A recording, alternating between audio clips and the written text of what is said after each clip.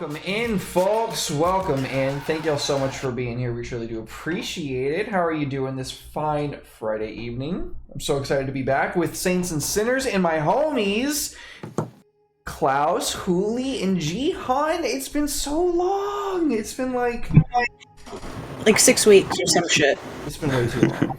It's been way too long. Too many. I've definitely missed you guys. Welcome back. Welcome back. So pleased to have you. Please tell the people at home who you are and what you do, and we can introduce our characters once more into the fray when we start the session off properly. Let's go ahead and start off with Klaus. Before we do that, though, Will, thank you so much for the resub. 11 months. Holy fucking shit, dude. Thank you. I love you. Thank you, thank you, thank you. So much love. All right, Klaus, please tell us. Hi everyone, I'm Klaus von Hohenlohe, the Dungeon Noob's Guide on YouTube. I make videos teaching people how to play various TTRPGs, maybe eventually this one, but not yet. But otherwise, I am here playing the face of the group, Balder, and he's smooth talking despite having lost several body parts last season, but yeah, you know, he's ready to get back out there and start hitting the streets. Awesome. Thank you so much, Klaus. Thank you for returning. Thank you for being here, man. So much love, so much appreciation. Best bloody. Jihan, what's up, man? Hello there. I am Jihan. I play on the channel from time to time. Coming back in force, I might say. I play Nirvana, the boy wonder, you know. He's on top of buildings. He's in your house, okay? He's in your walls. He's in your walls. Yeah, he's pretty fun to play. Hope you guys enjoy him, you know. Oh, yeah. Thank you, Jihan. So much love. Thank you for being here, buddy. Huli, what's up, dog? Oh, you know, just here to fuck shit up and not die today. Maybe next Friday, but not today, hopefully. Yeah, so I'm Huli of Heroes and Hooligans. You can find me here on Friday nights, there most other times, sometimes on Paul's channel and a million other places, doing all of the Hooligan and Heroes and Hooligans things. I will be playing Yokai, who is my second character in this installment, a technomancing elf. That is what I'm doing. I'm the hacker guy. Make sure our technology goes pretty smooth, and my dead character flies our vehicle. So that's retired.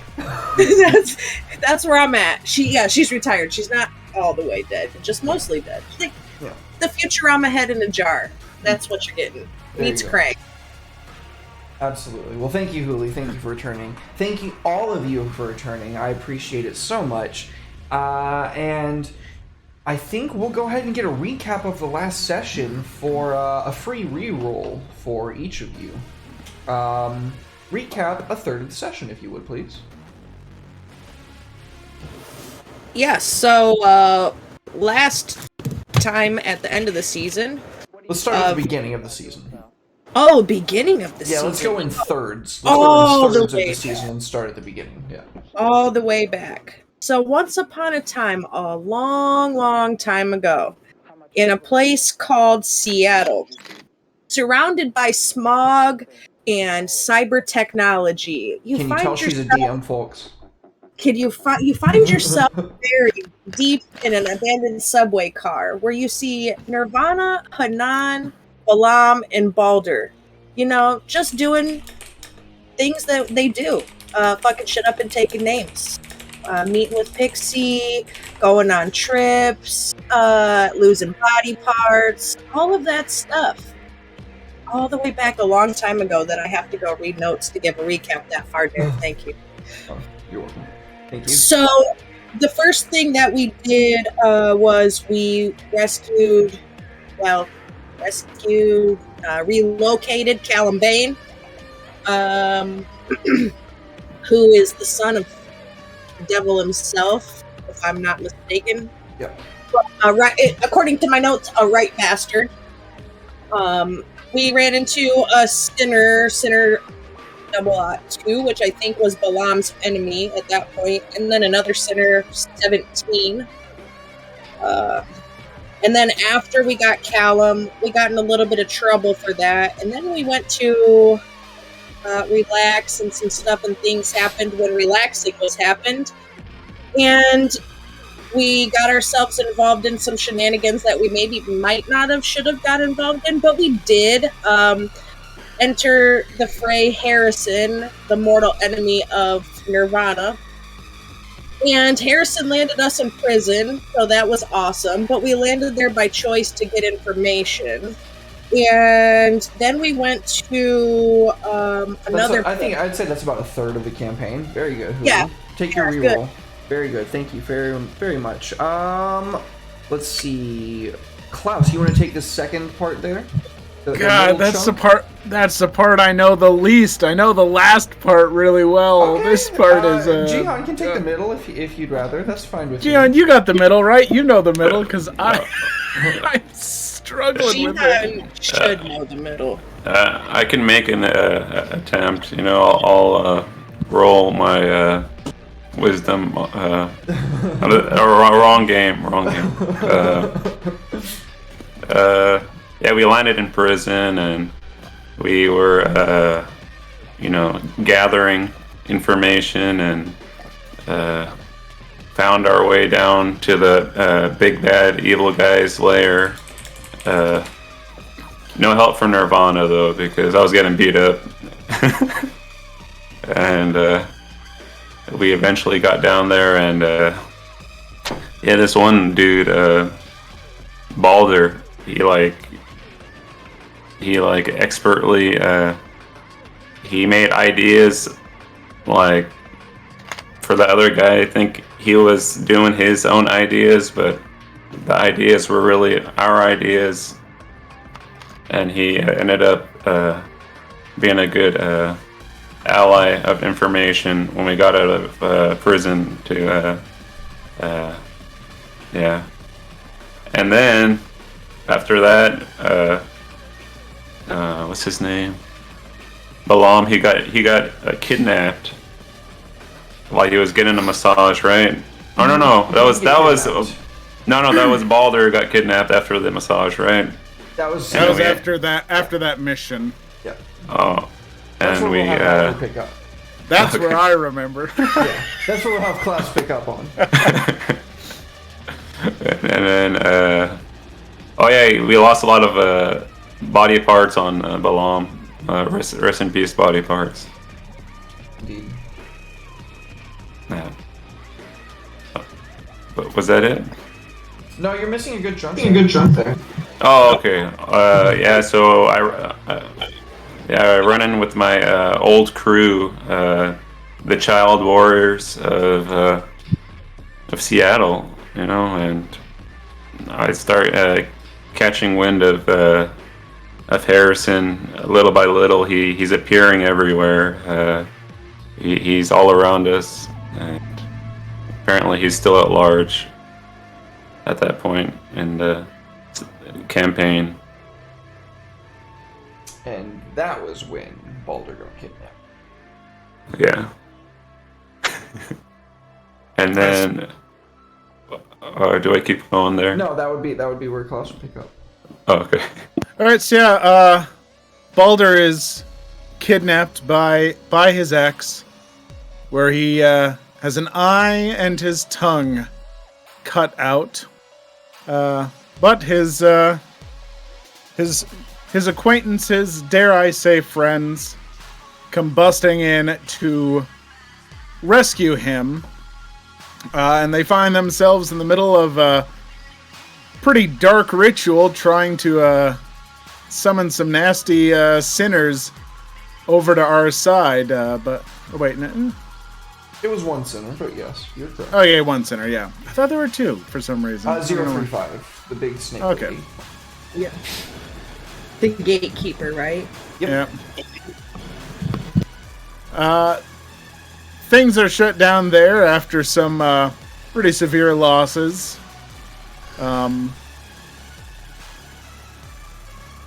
Why am I? Oh wait, no. I mean, God, now I'm struggling to piece things together. you're Well, doing there's great. a thing there. You're doing great. We get patched and fixed up after putting an end to that, and decide that we are going to charge in and hunt down. Or no, that was the next session. Is that when we ran into the cult, isn't it? Or no? The cult was there summoning Sinner 035. Okay, yeah. Well, eventually, after that gets wrapped up and Baldur is rescued, we get patched up and we decide to hit the enemy head on at the top of a hell of a big building. We leap in. Things go a little sideways, but we smash our way down floor by floor, causing death and destruction. Baldur gets into a one-on-one fight and ends up killing off his ex-lover. Nirvana has a showdown with his old nemesis. Now we literally just heard the name and it's flown right down to my Harrison. There we go. I was gonna say Heinrich, which is not. That's the German Harrison. Same thing. And more cultish activities are put to an end. Balaam sacrifices himself to give us just enough time to seal things off. Right before Harrison calls in a dragon to help out.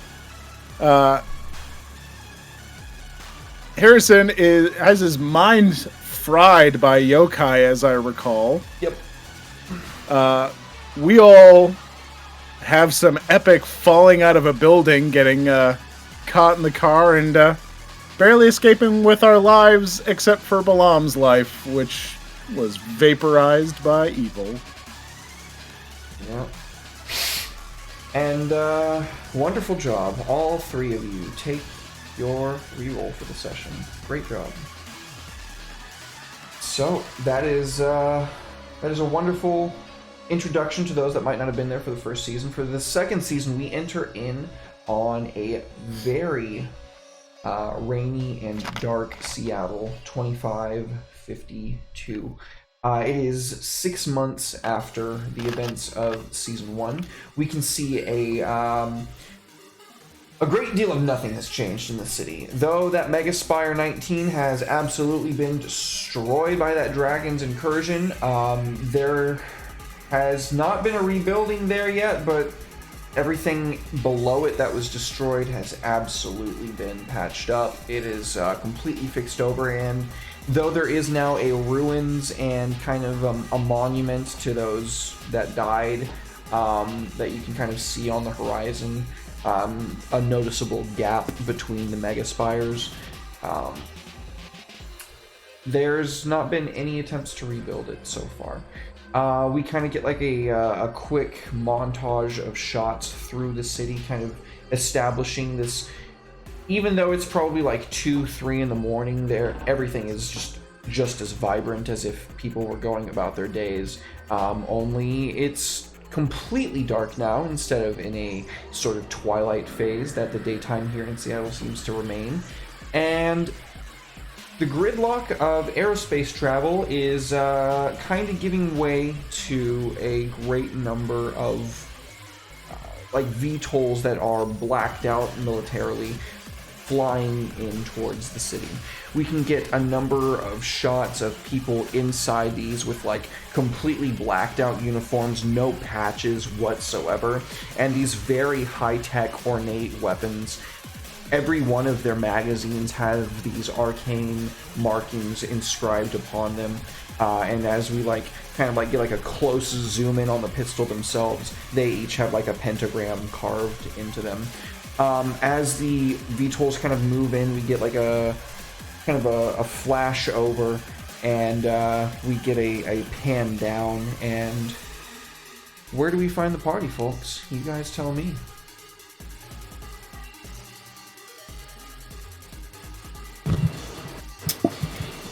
I imagine Yokai is probably doing things with the Black Dragons, if not in the subway with the others, depending on if there was a call that was business needing to be done. She would be off attending to that. Cool. No, there isn't any news yet. Yeah. So, yeah, off with the Black Dragons. That's where you will find Yokai. Yeah, absolutely. So we come in on you first, then, and we can see you and your number of what are they, like adepts, like tech magic adepts? What are these Black Dragons? Yes, that is correct. Okay, so these tech magic adepts that are like practicing a new skill that you're probably teaching them. We can see a couple of them beginning to master it, and then like, you know, through the montage, a couple that are just struggling to get it, that without, you know, any like real diversion, you give them a couple pointers and they take it into effect, and they're able to create the effect that they desired. After a number of these students begin to master this, we can hear like a little click click call on your phone, and then like the first audio of the season that we hear other than music is a three-way call between all of you. From that we go to Balder. Where do we see you, Balder? Balder is currently relaxing at his own club, sitting in an office, checking up on some paperwork and stuff like that. He's got a lot of stuff that's actual just physical paper. He's likes to be a little retro that way, but also it's easier to burn paper than it is a hard drive, so but yeah, just checking in with some of his crew that he's attained over the months and everything. But yeah, finally just relaxing back, and I think pouring himself a little glass of scotch. Yeah. So as you are like mid-pour, you can hear your Vox, without you even turning it on, just goes live, and on like probably your cell phone on the table, you can see the screen says live call, and it's got like Nirvana's number, it's got Yokai's number, it's got Vixie's number as well. And she says, Vixie says, well there, long time friends, how goes it? 6 months, no word. I thought you might have retired. No, just waiting for the bones to set back in place, Vixie, that's all. Glad to hear it. Welcome, Andy. Thank you so much for being here. And Maui Girl, thank you so much for that Axiom Burn.exe. That is a pocket effect. Let's go. She says, well, what would you say if I happened to get the lead on quite a big operation where quite a large number of intelligence and weapons might be transitioning? And I'm sure quite a number of things that could cause us to have to set bones in place for the next 6 months. No risk, no reward. And then I think we like cut over to Nirvana. Where do we see you, buddy? I think Nirvana would be continuing his training to get better. So like his new trauma is just like getting stronger, so he doesn't lose again. Okay. So he's just like viciously training on the dummies and stuff, like while this call is going on. Yeah, just like very angry too. Like, damn it. The memories, not again. Yeah, got it. So you can hear on the other end of the line, Nirvana, it's nice to hear from you. And then she'll just hear like, you know, sound effects. Kapow. Yeah, the sound of you training with like these roto dummies and stuff. Hello there. Well, what do you say? I'm in.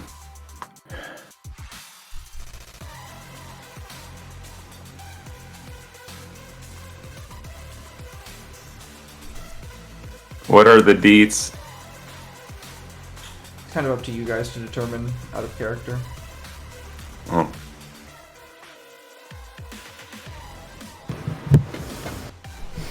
Yeah, that's right. We're coming into sequence 2 with you guys having the reins. How does it fucking feel?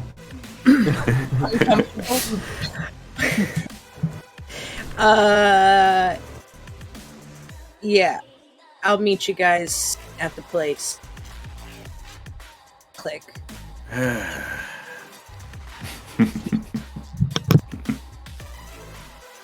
Downs his scotch and just gets up and starts heading that way.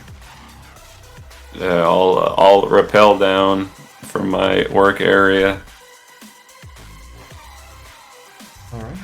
The next scene, we see all three of you gathered down in the subway station for the first time in 6 months, probably. Yeah. I'll say Baldur is definitely looking nice. Like, he's always worn some pretty nice suits and all that kind of stuff, but they definitely seem like these suits are pretty custom fitted, and the haircut is recent. You know, he's looking sharp.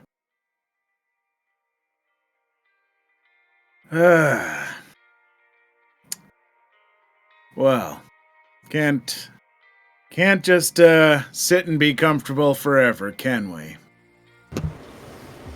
No, then I might get a little fatter than I think I already have.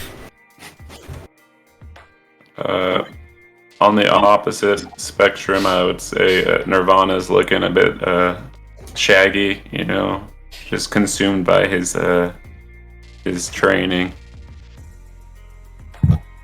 No self-care here. I would also say that in this 6-month time period, Hanan and Chopper had fashioned some sort of robotic movable body for Krang's head to sit in. So you're probably going to find Hanan C-3POing around the subway car area. Making repairs on the old bird. Yep. On Soupay, keeping it souped up. Nice. Juicy. Yeah, we see that in the background, definitely. Well, So, this had better be good. yeah. So the details of this are all up to us. Like, we're figuring out kind of our own job, and that's what it is, right, Derek? Yep, we figure it out of character, and then we play it out in character.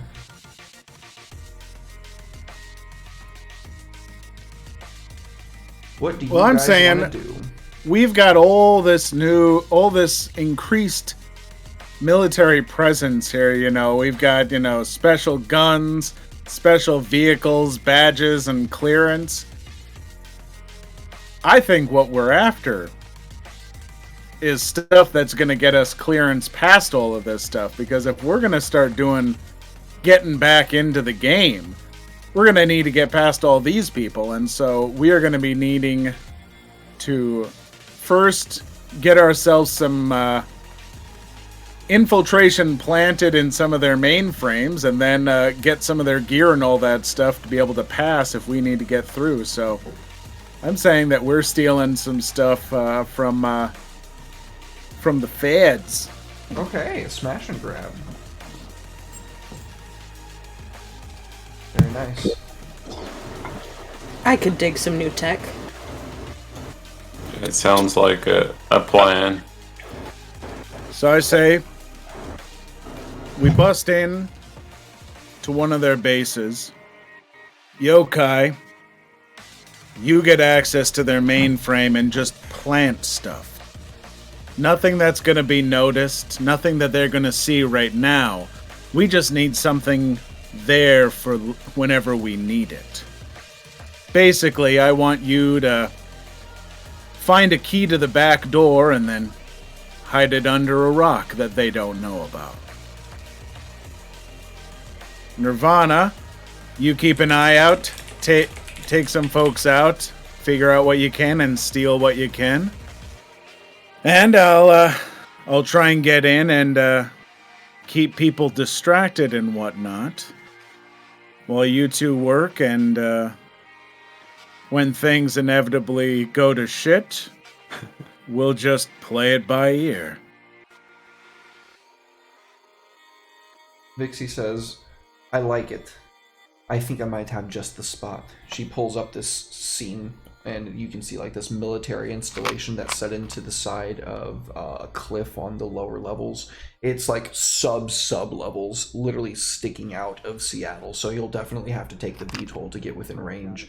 But presuming you can fake the authentication badges and what have you, all the stuff that you would need to gain clearance, you'd be in the gold to get in there and do exactly what you said. To you, that's the end. To me, it's the beginning. It's a universe in there. Well, I'm thinking the baking of the badges shouldn't be too difficult. You have the template. We do. And we've got the tech, I do believe, as well. So...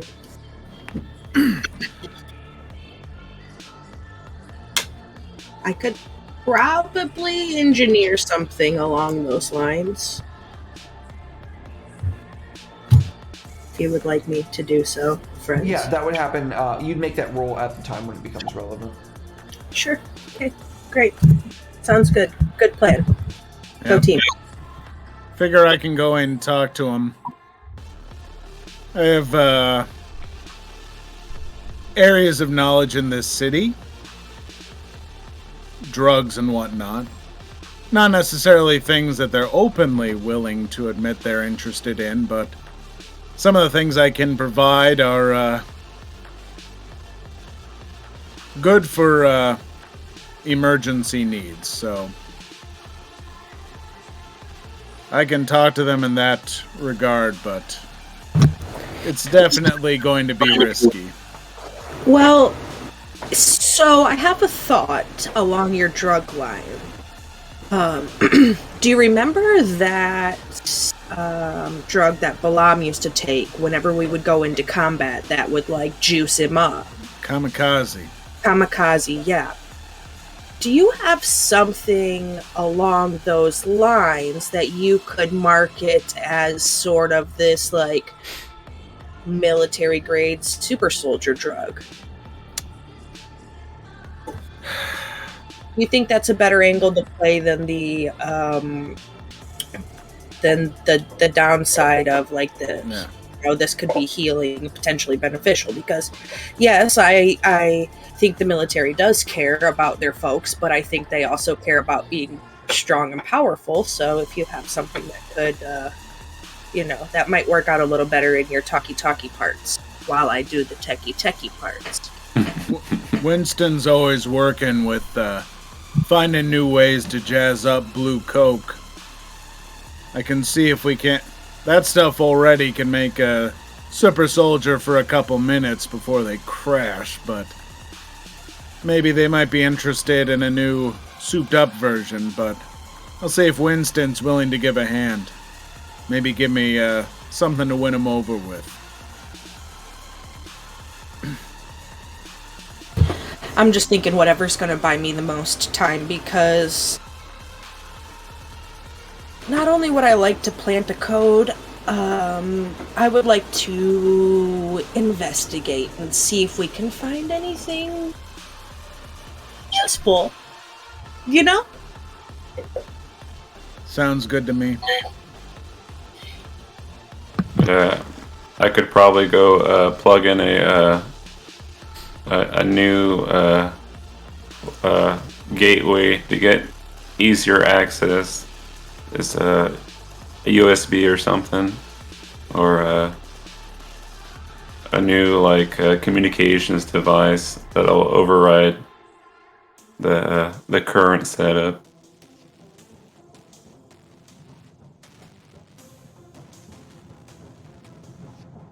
Sounds good.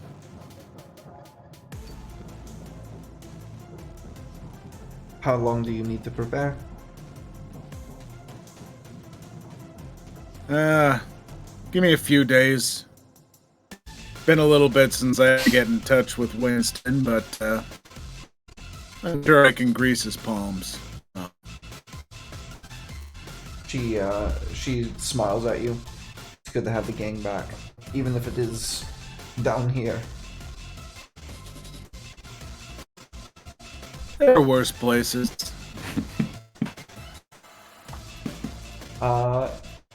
Yeah, then I think with the next scene, we cut over to Winston offering you a small blue vial, whereas normally, what does blue Coke look like normally, Balder? Oh, I imagine it looks looks kind of like blue rock candy, but with a slight glow to it. You know, just a little bit of strange luminescence that kind of courses through it, just like little crackles of electricity.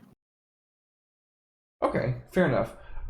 So he hands you a blue file that the entirety of it looks as if it is consistent of this emulsified blue liquid. In the very center of the vial is this white that seems to like bounce around throughout its structure whenever you move the vial, but he calls this plasmoid. Because it's a hyper-concentrated derivative of blue crystal.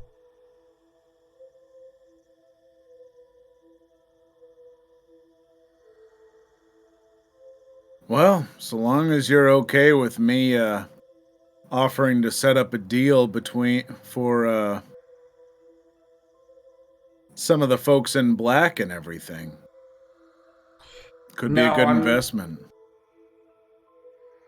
I'm not too opposed to money. You know me, Balder. I just want to make sure that we're not getting into bed with people that are going to stab us in the back when we're turned around dealing with other business. It's happened before, you know. Winston, we're in a business where anyone we deal with could stab us in the back.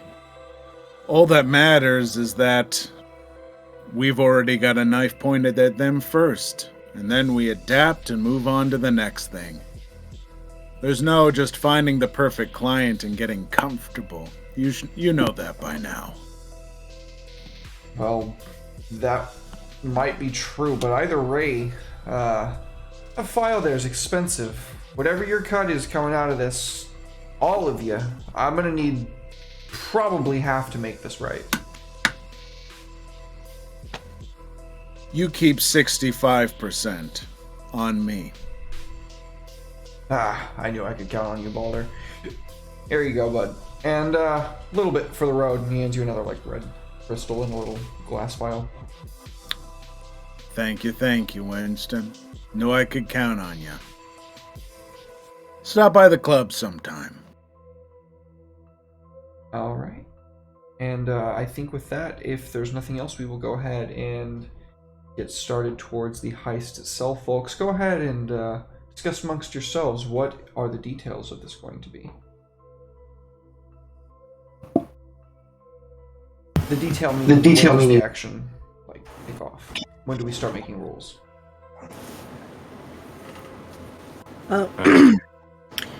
So we have to take Soupe in, right? We should probably try to pull a layout of the place that we're going so we can know which direction we're going to go. Nirvana, I want you on me. Balder, you're going to go probably close to the front gate, yeah? Going right up to it. Gonna have to talk to him. Bring in some of my people with. Gotta look important and Right. have bodyguards. So we can drop you and the entourage off at the gate, and then Nirvana and I can find where we need to go. So that means we need to tap and pull a map before we leave, or something that shows us a potential place for point of entry to get near the mainframe that we need to get to. And also where the cache is that Nirvana's going to work on getting out while I'm holding tech. So I think that's probably our first thing to do. Get a map and then roll from there. But we pretty much know what we're doing once we touch down. We just have to figure out where we're touching down all around, not just where we're dropping Balder. Okay. So to me, that sounds like the detail for that would probably be social.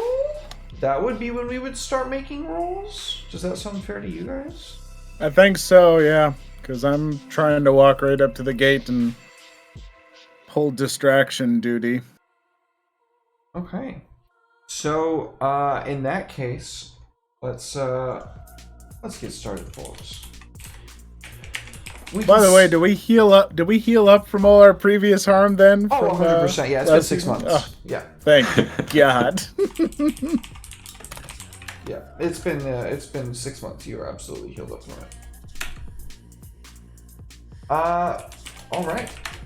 So as the VTOL makes its way down the lower side of the city, we can see the stream of condensation trailing behind it.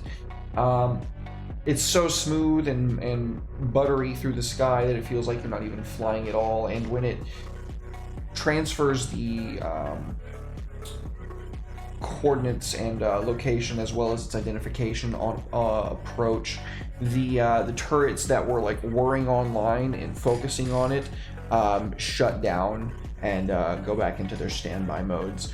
You are cleared for landing, and as it slowly starts to come on down, and we can see a great number of guards like coming out to stand out guard and make sure that whoever it is that you guys are about to be meeting with isn't under any immediate danger. You have a moment before you disembark your vehicle. All right. Keep comms as quiet as you can, just in case.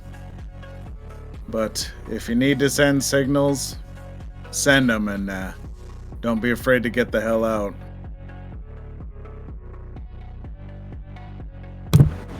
Not in the business of leaving people behind. You know this. I've lived this long. They ain't gonna stop me. Get in and get out, fancy pants. I'll see you when we're done. Yep, he will get out, and I am bringing my entourage with me. I've got 2 of my bodyguards with me. A very tall, burly tiefling woman, and a more slender but very dangerous-looking elven man. Both in suits that are not quite as nice as mine. Totally fair. Yeah, they are staying very, very close at your quarters. One is at like a 95-degree angle behind you, and the other is at like 105 in front of you. So they're like kind of sticking at like a diagonal in front and behind as you're like kind of moving in. And yeah, as you guys kind of like disembark, you can see whoever their dignitary is coming out. They're wearing a white morning jacket, even though it's probably like 11 o'clock in the evening right now. And as they come out, you can see they have their own entourage, a little bit better equipped than the other guards around them. They seem to be wearing a power armor of some kind, mostly kinetic weaponry, but for the most part, that's all you can really tell at a glance as they are kind of flanking behind him. He smiles, waves, and says, "Welcome, welcome. I didn't understand that we had a pharmaceutical representative here to meet with us this evening, but I'm very glad to have you." Oh, should we have an engagement roll, or? Absolutely, this would be the perfect time for the engagement roll. Baldur, you hear a ping in your ear. It's like a very light ping, and it says Septimus, General Septimus. That's who you're looking for. And then go for it. All right. You roll engagement, because you're good at that. Yeah, it always goes very well. Well, do I get a bonus for using Winston Mogi, my friend? Yeah, absolutely. Anyone else get any bonuses to throw into this wonderful situation? You have your pocket from your recap if you want that. I'll keep that. I don't mind a bad first roll. I don't know if I have anything to toss at you right off the rip, so you probably have to just wing it for right now. No worries. 2 days is plenty. We're good. Here we go. Hiya! It's very bad. You got 2 ones? You know what? I'm gonna use that pocket reroll. I got that reroll. That's a great idea. I wouldn't have mind starting a little iffy, but oof, it's the 2 ones. That's too bad. That's a bad taste. Even if it was 2 2s, which would be virtually the exact same thing, I would have been okay with that. But 2 1s? That's icky. No, we're rerolling that. Oh, there we go. A 6. There's that 6. So his guards, as I said, were wearing power armor. They don't seem to be on alert. They are equipped with, as I said, mostly kinetic weaponry.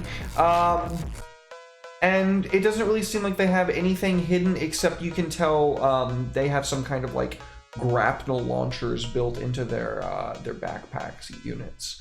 But as the diplomat approaches, he says, "I didn't realize that we had a pharmaceutical representative coming by. I would have rolled out the red carpet. What can I do for you?" Between all that, I forgot. What was the name that I was looking for? General Septimus. Septimus. He'll say, "Hey, no red carpet's necessary, but thank you very much. Name is Russell Strome. I'm here to meet up with General Septimus, if possible, but yes, I do have some interesting matters to discuss." Says General Septimus, "Let me check his schedule for you. I'd be happy to see if I can't squeeze you in. He's very busy, but he is working late this evening, and oh, it looks like he has a quick 15 right in between his 3rd massage this evening. Yeah, I think I can get you squeezed in there." Fantastic. That should be all that we need. Wonderful. Right this way. You and your entourage will be taken well care of. And let's get a social roll to seal the deal. Alright, I'm consorting my butt off. I'm not gonna push at this point. F it, let's just ba-boom!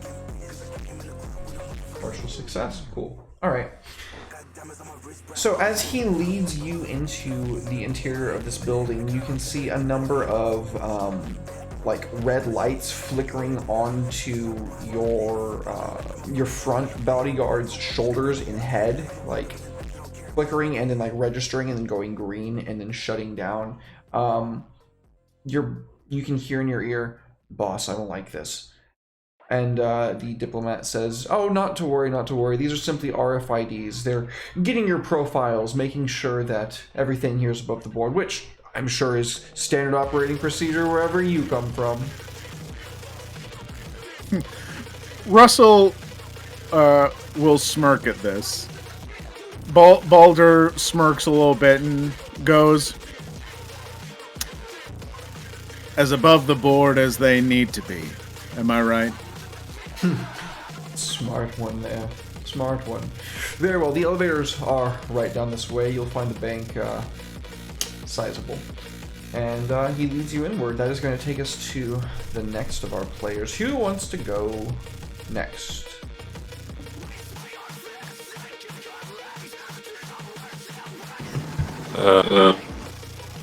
I'll go. So, as we're flying by, did we ever find a map? Yeah, absolutely. Alright, Nirvana's gonna take a look at the map and survey the area and see if it's the latest revision of the drawing to see if there's been any changes due to new management. You wouldn't necessarily know, is the thing. Okay. But you would certainly have like the last update before they sold the unit to whoever owns it now. Okay, so they may have changed. You know the general layout of the building, you know the size and the shape of the property that they own. until we actually use a map roll, we won't determine how good the quality of it is. Okay. What's that map roll? Is that a survey? Yeah, a survey would be using the map. Okay. All right. Let me try that. All right, so that is going to be with a great effect because you are using the map that you guys acquired. That is going to be pretty significant. You are able to get a pretty good layout. Go ahead and tell us what you find, Nirvana. I see.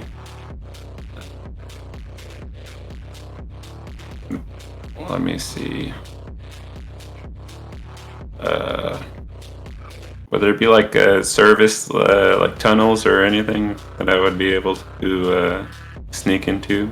Some kind of like interior department for people that like clean up the place, custodial staff or what have you. Sure. Yeah, I would say I spot one, and it's probably the best way to sneak in. And I call over to you, okay, so slow down so I can make my jump. Yeah, we'll put the VTOL in hover so you can drop and go. All right. Yeah, we see. So we see yeah. you like run and leap out the back through like an open fresco area and tucking and rolling in, which is going to take us to Yokai. How are you going to go about getting where you need to go on this mission? I've already got the map studied and figured out. So once I drop Nirvana, it's not going to be far from where I'm going to go, except for I want to hit the top of the building where the mainframe is and activate my chameleon skin, and I'm going to slip down through the ventilation system because there's a cooling rig and system set up around the mainframes to keep the hardware and everything cooled off. So I'm going to use that ventilation system to my advantage with my small, nimble, elven frame to do so. Sounds good. Which roll? What do you want? What roll you want? Whatever you think would fit for that, really.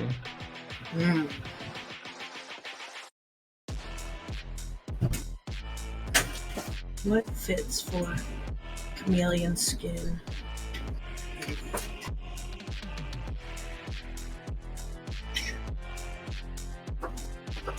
Yeah, let's just do this.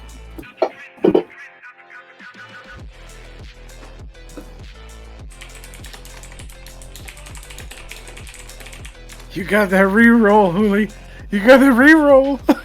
I'm just giggling because, like, cursed dice is Cursed literally. Channel. Hey, cursed channel. Everybody has been rolling doo-doo for like 2 weeks now on this channel, to be honest Well, with you. if you remember, Hanan started the season off really, really good with dice rolls. And when I sacrificed her that week, my rolls tanked, and I've been rolling like icky poo poo ever freaking since.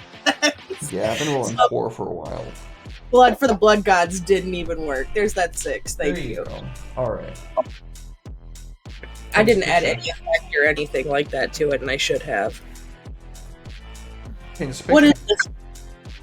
What is our effect and position? I did not ask. So you got a 6 on the start, so that means that you are in a controlled position. Your effect would be standard unless you started applying items. I'm not. Not for going in, aside from chameleon skin. Yeah. So yeah, I will have the VTOL hover over the top of the mainframe building. A black rope will drop down, and you'll just see me rappel down. One moment you'll see Yokai, the next moment you won't, as the sort of shimmer flickers in around her, activating that chameleon skin. And I'll hit the roof and unscrew the screws on the ventilation shaft and slide down in. Wonderful.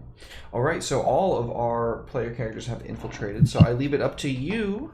How do you want to... Which order do you guys want to go in? It's up to y'all. I'll go first if it's fine. Can I ask a question first? Can I get a roundabout time frame about like when it is that we're hitting this place?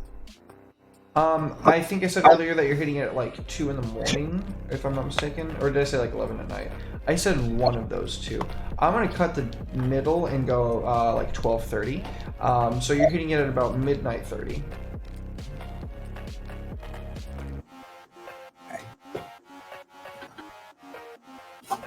I just got one more question. Okay. Balder, time frame. Give it to me. What do we got? You got half an hour Thank you. at most. Okay, 15 minutes. Got it. Click.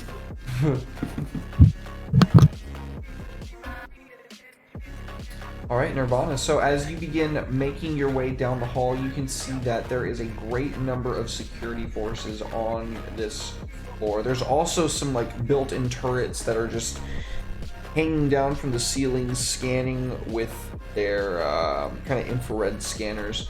From where you are, you're not in any immediate danger, but you imagine that if you try to make a move down the hall, you will probably start getting yourself a little bit exposed.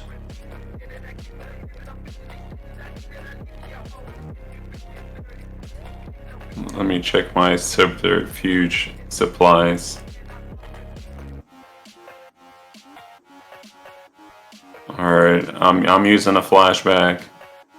Okay, so go ahead and burn. Depending on how much you're trying to accomplish will determine how much edge you'll have to burn for it. Okay. So, I'd be able to go into a local pawn shop or tech store and getting one of those friendly, non-friendly disguises, like what is that thing where you can like put a light over your head and then you won't be like recognized by cameras. Okay, so like a holographic jammer. Yeah, so I can like act normal.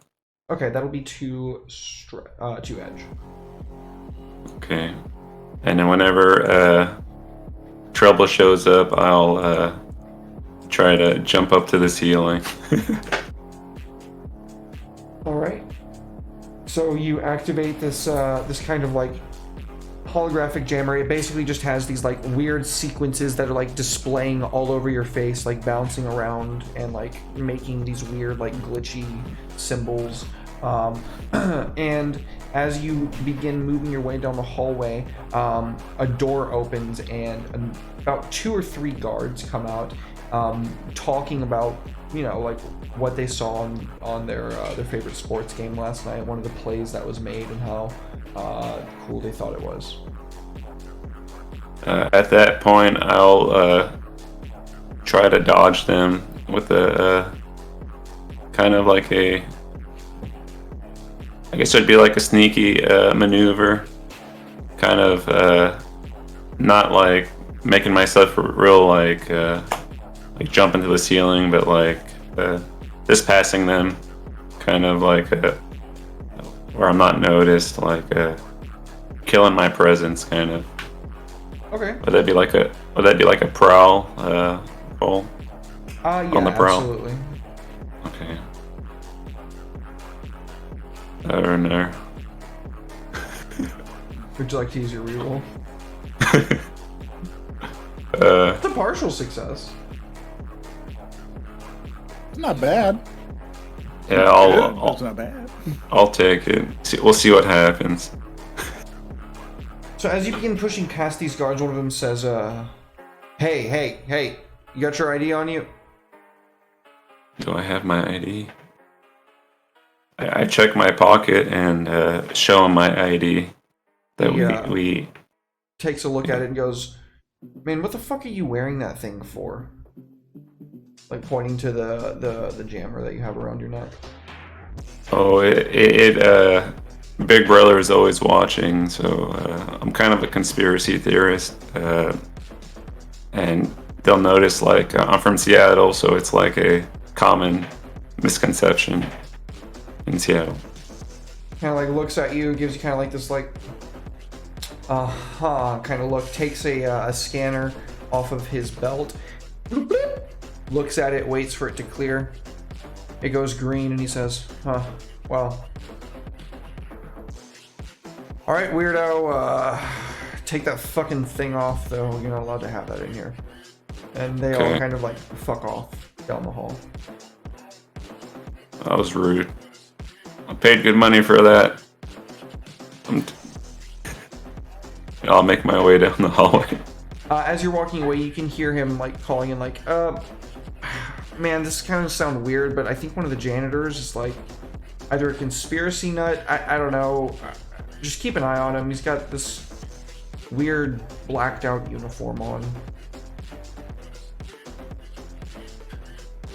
Can I, at that point, can I like look for a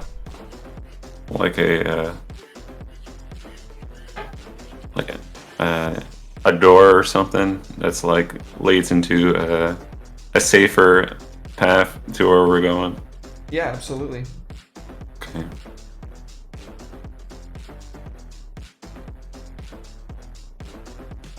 Yeah.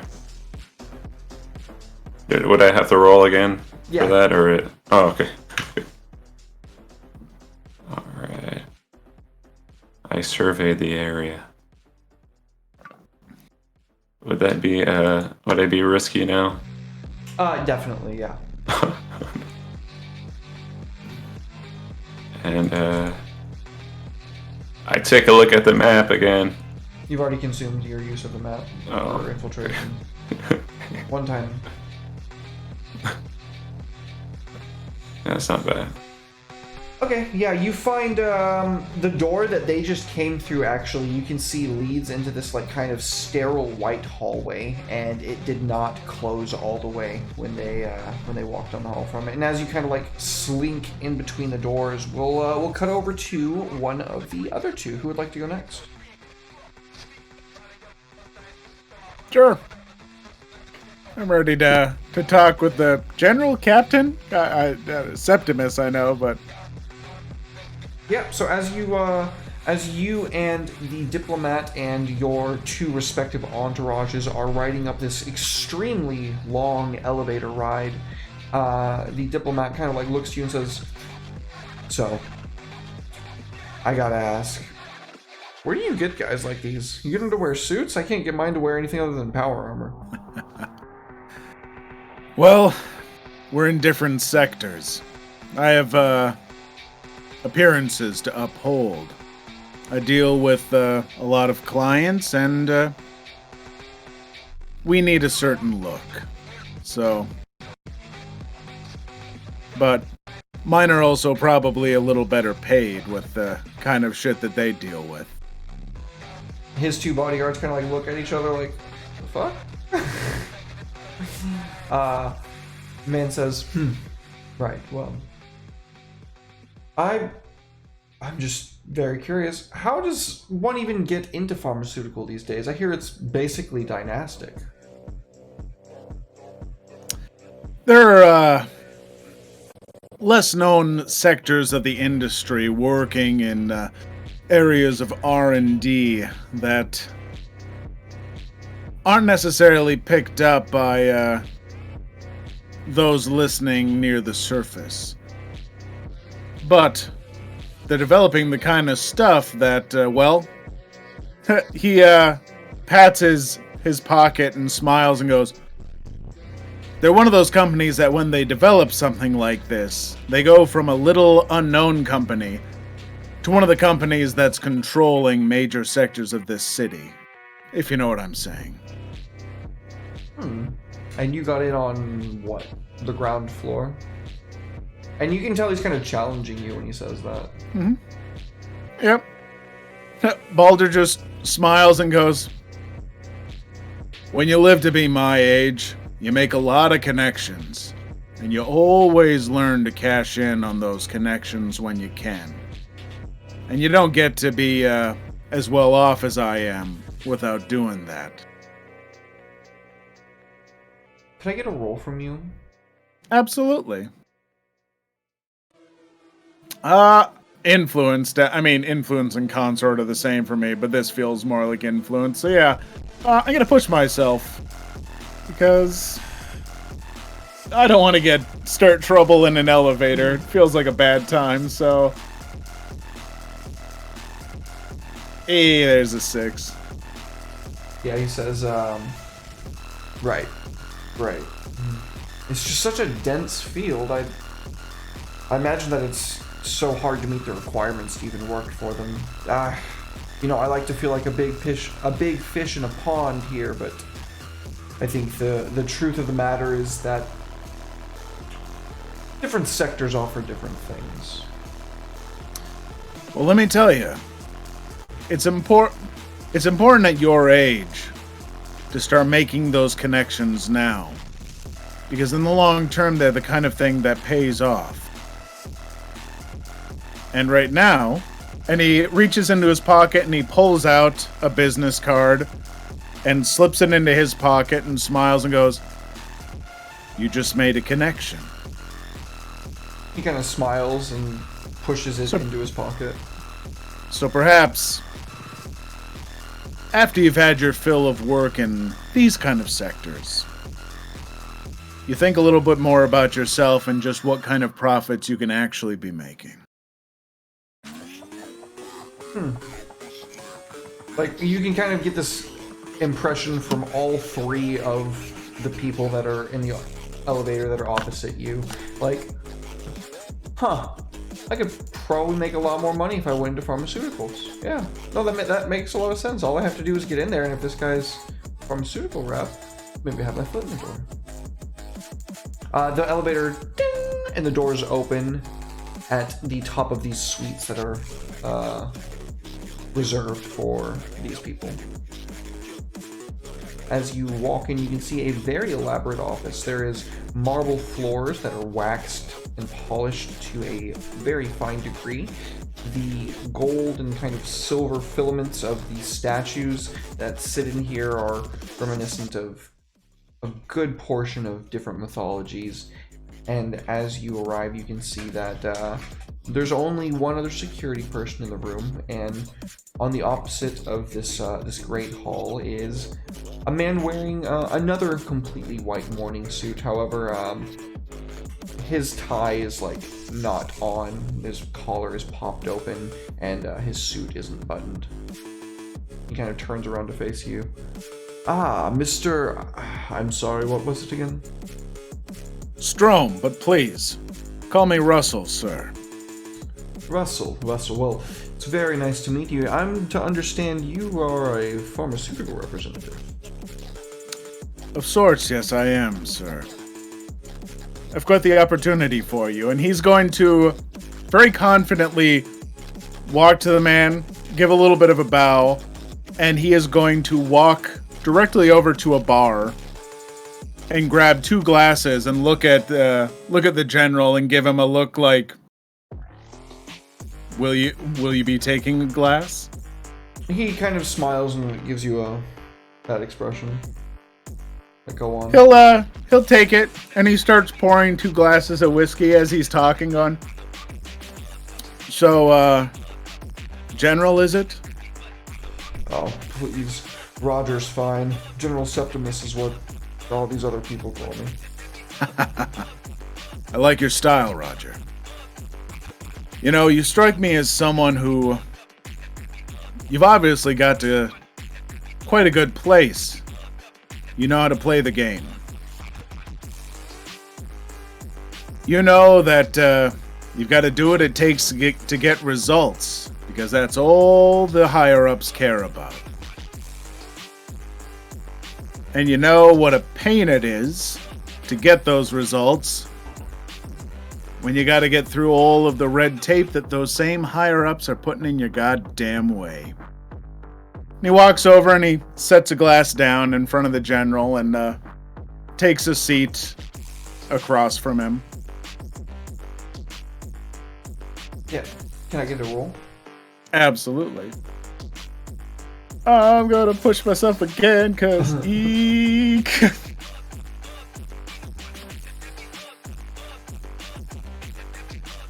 Partial success. Yes. All right. Okay. So he takes a draught of whiskey and kind of puts it down on the table. Kicks his legs back and like sits up with his ankles crossed on the desk. You know, I don't really like to talk business on an empty stomach. What do you say we go get some sushi?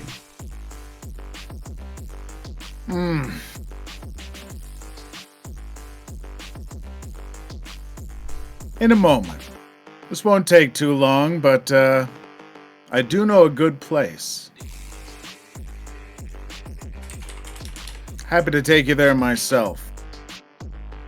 But frankly, right now, judging by what you've gotten in this glass, I'm gonna make a meal of this first.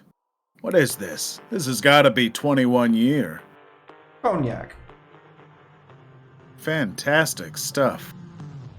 You're a man of taste. He nods. Exceptionally so, one might say. Alright, you've got me intrigued. It's been a year since we've heard from the pharmaceutical companies, and here they send one of their representatives unannounced.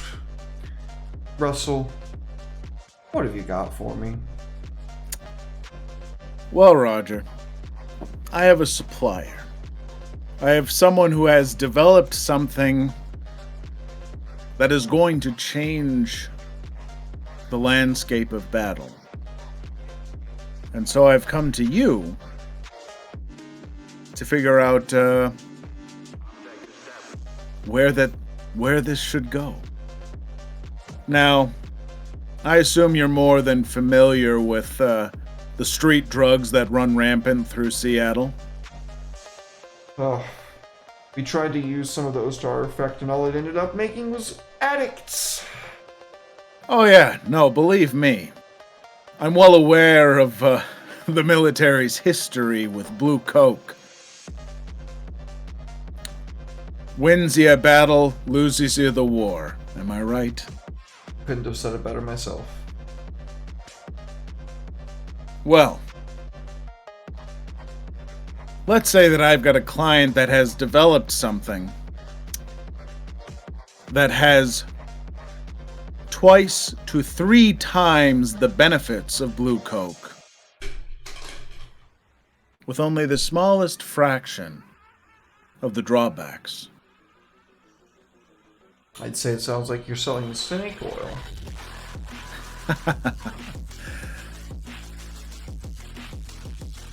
My friend, what I'm selling you, and he pulls out the little vial and holds it up. What I'm selling you is fucking ambrosia. Let's get another roll.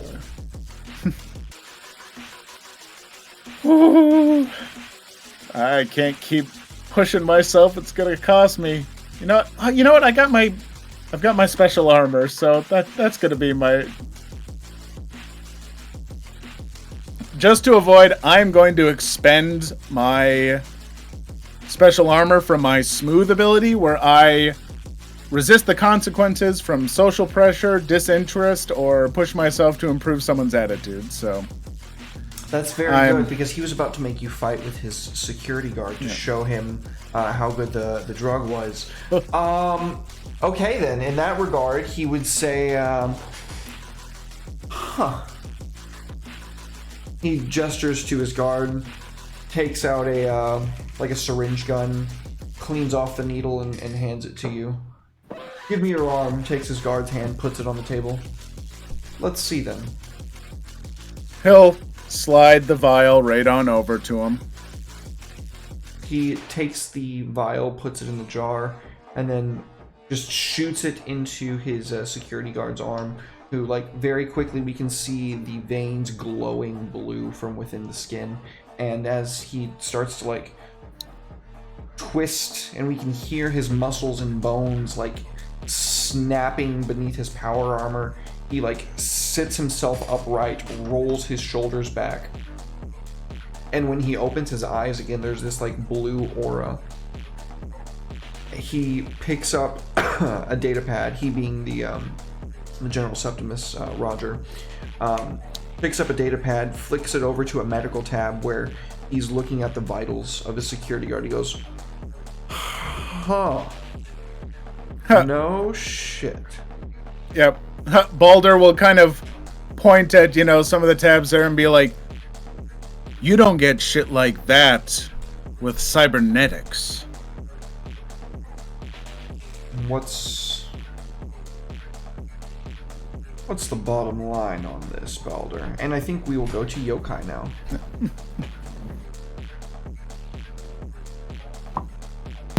Yeah. So, getting down through the vents to the server room, I will pull the vent off and look around, and I'm going to spend one edge in this moment to use my ears.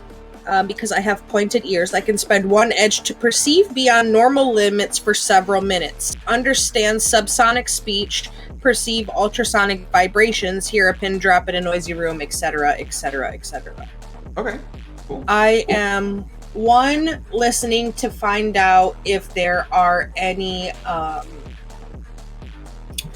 when I say subsonic sounds, I mean, like, is there a security grid that I can hear, like, buzzing across the floor where, like, if I put my feet on the ground, it's going to be like, ding, ding, ding, someone's in the server room. So I'm listening for that kind of thing. Also for guards, anything around. And I know that the main computer is going to make just a little higher pitch of a whistle, the one that I'm looking for, because it's running at a higher internal temperature, which means that there are more fans and more cooling tubes installed into it. So it's going to sound just a little slight bit different. Okay, sure, absolutely. No guards, security. Let's get the roll first. I don't know. Okay. Do you need to make a roll for that, or is it just an automatic thing? It's a racial. It's my racial. Oh, well, racial. then in that case, yeah, you can absolutely hear that there are presently no guards on the opposite side of the room that you are in, on the opposite side of the door that you are in, which would be kind of probably like a central cooling room where it would probably be pretty warm in here, as it's like where all the heat exchangers are for the most part and getting vented outwards. You can hear that there are no guards on the other side, and furthermore, you can definitely hear that high-pitched whine that you're listening for. The security one or the main computer? The main computer. Okay. So, yeah, I'll crack the door open, and in my gear, I have my subterfuge supplies, so I will pull out of my subterfuge supplies and toss, make a little grappling hook out of my equipment that I have and toss it up. A mechanical grappling hook, one that's going to move itself across the ceiling all on its own, but still be able to anchor because I need to be able to move. And I'll rig myself and I'll pull myself up. Absolutely. Yep. What are we at? Controlled, right? You are in a controlled position. You'd be using an item, so that would be to great effect. To great effect. Okay.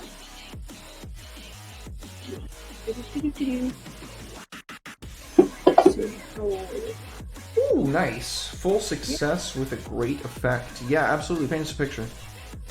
So, I pull myself up to the ceiling and start to move towards the sound that I'm looking for. When I find that particular server, I'm gonna descend down some.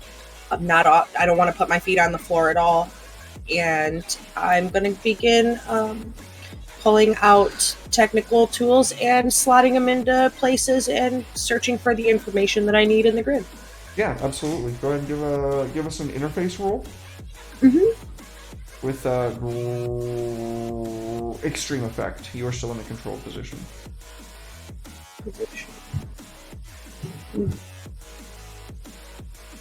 Extreme inventory.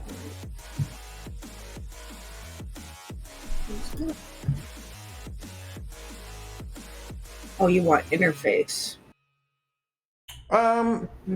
Unless you think of something that would be better. Interface was just the first one that popped into my mind.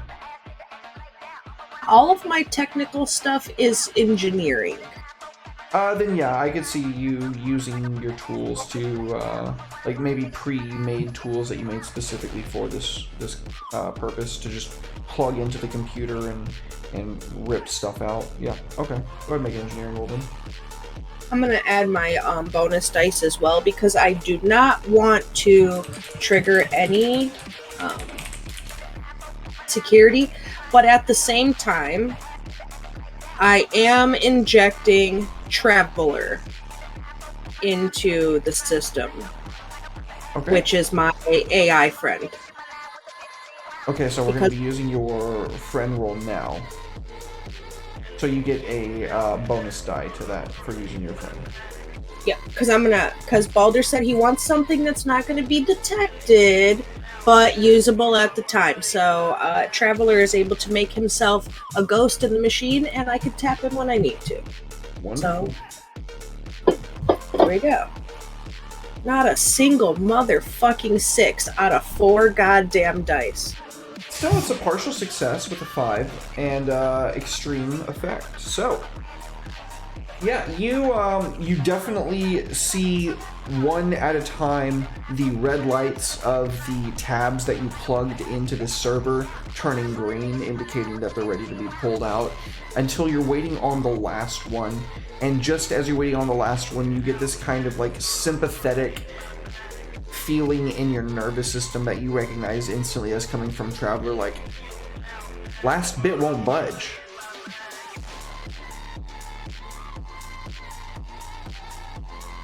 Code won't copy. Tried to manually do it, it erased.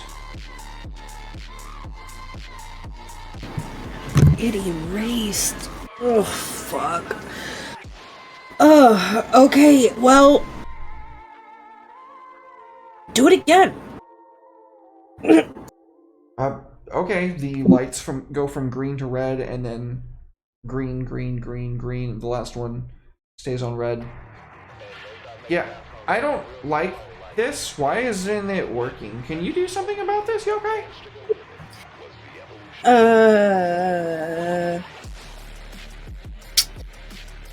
I might be able to. There's a terminal to your right. Yeah, let me,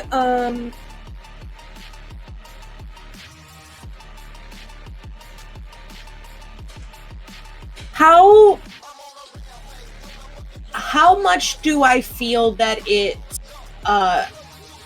do I feel it's a mechanical, technological issue, or do I feel like it's a supernatural pissing me off issue?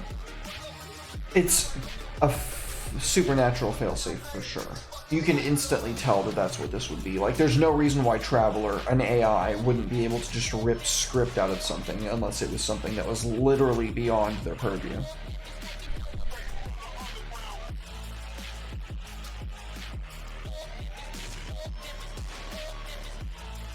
Huh. Okay.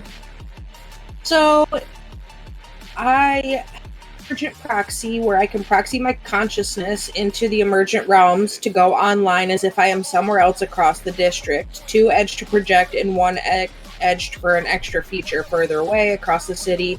Living persona visible, blah blah. So this would be the closest you could possibly be. The least amount of edge that it would require to do this. Because you're literally right there next to it. Yeah, so I want to just pop in to the grid then. Alright. So, yeah, go ahead and tell us what that looks like when you do this. So, you see Yokai kind of just shake her head and be like, God fucking damn it. And I'll pull off my tool belt and I'll set my stuff on the top of the server and pull up just a little bit.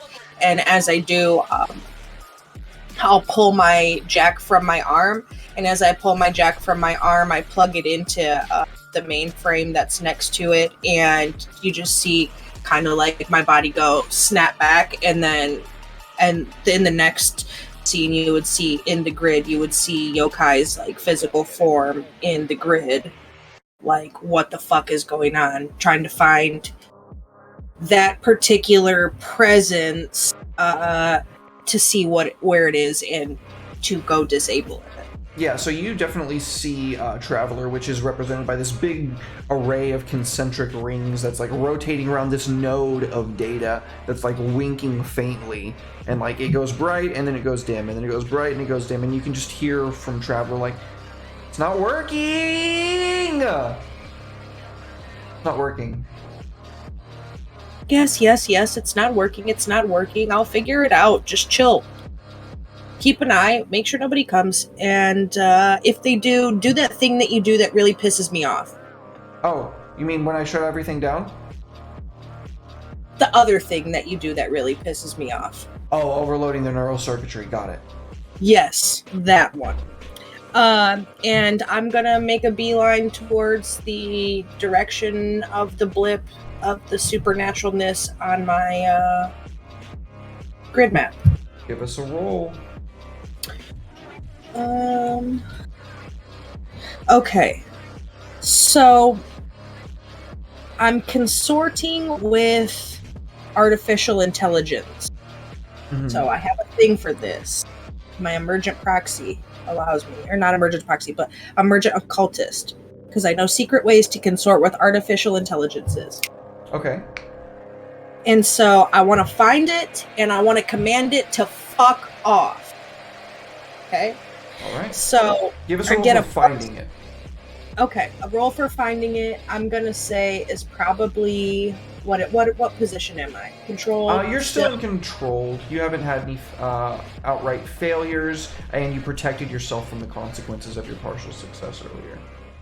So am I? What effect am I at? You're at standard. You haven't taken anything else into account yet. So I will say that's probably a study to find it. 4 partial. Partial success. Yeah, you pull up an array of the mainframe like in like the space in front of you and start like looking around for something that's pulling the most power, and you find it. There's like the circle that like pops up in a tab, and as you find what you're looking for and start pulling up like a way to transport yourself through the net to that location, we will jump back to Nirvana. So you have made your way down the hallway. As I said, it is mostly sterile white. There have been no guards down here, nor any turrets. And as you have arrived at the end Nirvana, you have come to a solid door with a magnetic lock. Magnetic? Do I have any magnets? I don't know, you tell me. I tried the door with my key card, see if it'll work. It does not seem to work. Whatever key cards that you have were not designed to get you access to this level. Oh no.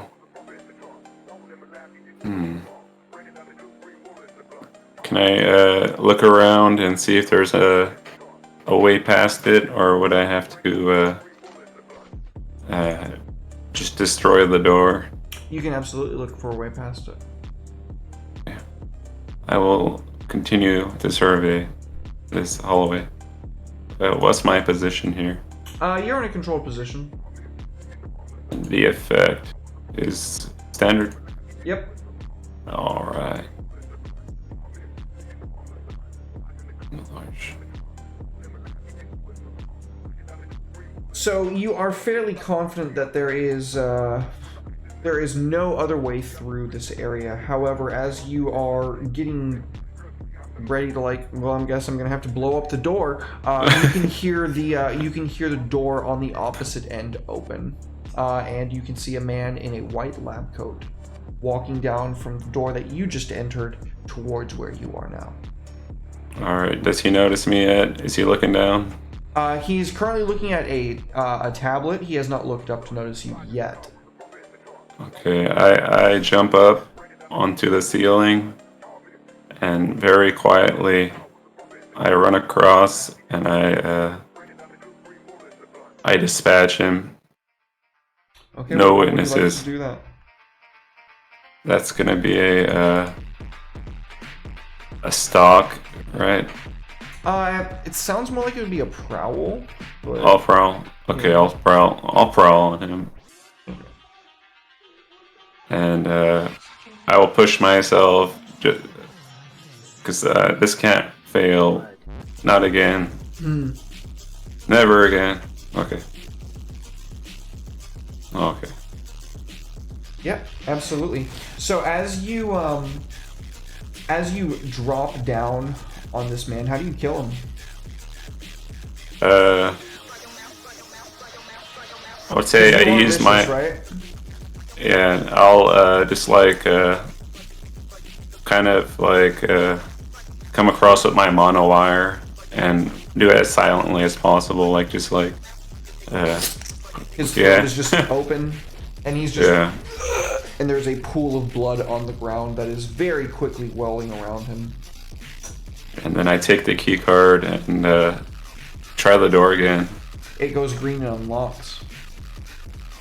And then Oh, go ahead. I'll on my comms, I'll say I'm in. On the inside, you find a veritable research and development armory. At least some kind of archives and catalogs of it. You can quickly see that like there's huge data slates with like bunches and bunches of data on it, but it's not really obvious what it is that you're looking for might be here. What am I looking for? You tell me. Let me see. Do I see? Do I see a like a manifest or like a something that would You like? would certainly see an index of some sort, but you need to interface with it in some way to get the information out of it. All right, I'll walk up and is there like a security clearance thing? Would I need to use the key card again to access? No. Okay. So I go try to interface. Give us a roll. Okay.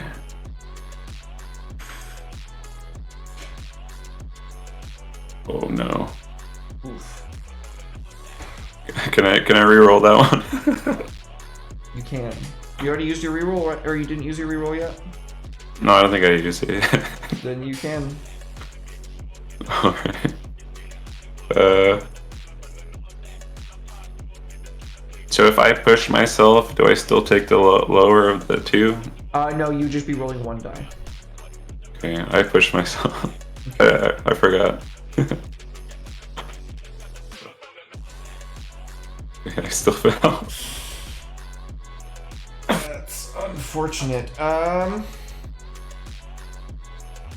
This index seems to be set up in such a way that is made to confound people that don't specifically know how to operate it. It would make sense that they didn't have it locked up because they don't anticipate that anybody that's going to come in here is going to anybody that is going to come in here that's not supposed to be in here, and B, that they're not really going to be able to get anything useful out of this because it's made in such a way that's useless until they decrypt it for the research and then re-encrypt it when they upload their notes. No. Does that do anything? Does it sound an alarm, or should I be worried? Nothing obvious happens right now. Uh-oh. I phone into Yokai, say I did something. This isn't good. Abort ship. I think from there we'll go back over to Balder. We can see, discussing numbers and figures, he says, so what's the bottom line here? Russell, you pulling my leg here? Why haven't I heard of this before? Roger.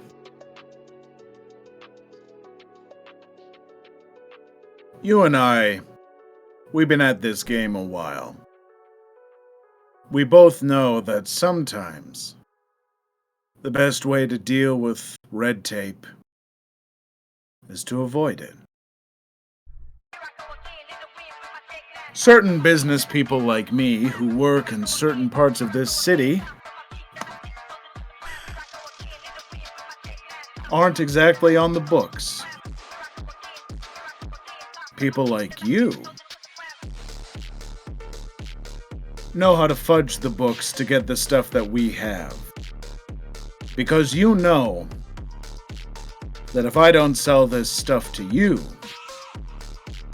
it's gonna get sold to the people who make your life shitty. But what's the rub? You gotta want something more here than just money. You could sell it to anyone, and if your formula is really as original as you claim it is, then I don't see why you wouldn't. Because it's a lot harder to sell something this expensive to a bunch of gang members and shit like that. Or even some of the halfway decent people who've got their own little mercs and whatnot working for them. But you have money. And you have money that I can count on. I don't have to jump between clients scrounging to see who's got enough cash to buy the very limited supply of this that can actually even be produced. Well, I'm not gonna lie to you, we're plugged into some pretty powerful people. I imagine you are. That's why I'm here. He's all but implying that he's in bed with your enemy. No. Look, you don't get that kind of money by always playing by the rules exactly. Sometimes something just goes off books. Sometimes some money gets reallocated to basic funding, supplies and whatnot. And then sometimes people like me make sure you get what you need. Bring it home. I need you to roll a dice. You need to roll the dice. I don't wanna. It's gonna be bad.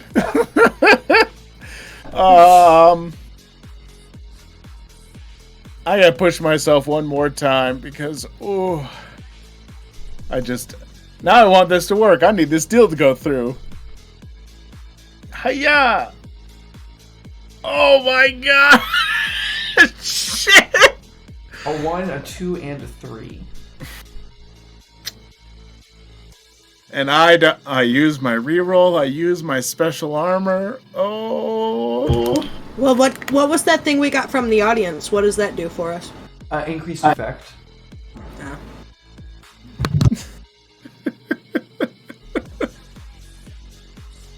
Well, Russell, I gotta say, you drive a hard bargain, and I think you're right. If I don't take this from you, then you're probably gonna sell it to our competitors. In fact, if I'm not too terribly mistaken, in some way, shape, or form, you're our competitors. And you can see him pick up like a small circular dial in his left hand and place his right on it. And you just juiced up my boy. And he cranks it hard to the right, and we can see his security guard just like jumping high into the air and trying to bring a double hand fist straight down on you. Yeah, that's about what I expected. As I said, he did just imply that he works with your enemies. He's gonna definitely have picked up on enough of this conversation with that unfortunately failed roll that he was pretty sure who you were, and when you just made that last gambit and pushed a little bit harder on that deal, he was like, nah, his reputation precedes him. That's exactly what I thought it was. Legitimately, I leaned into this because of my trauma. I'm reckless. It's like, you know what? Tell the military guy that you're a shady criminal. What the hell?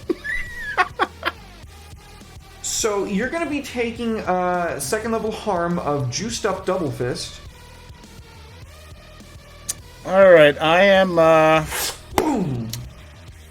Oh boy. You can just JUDF.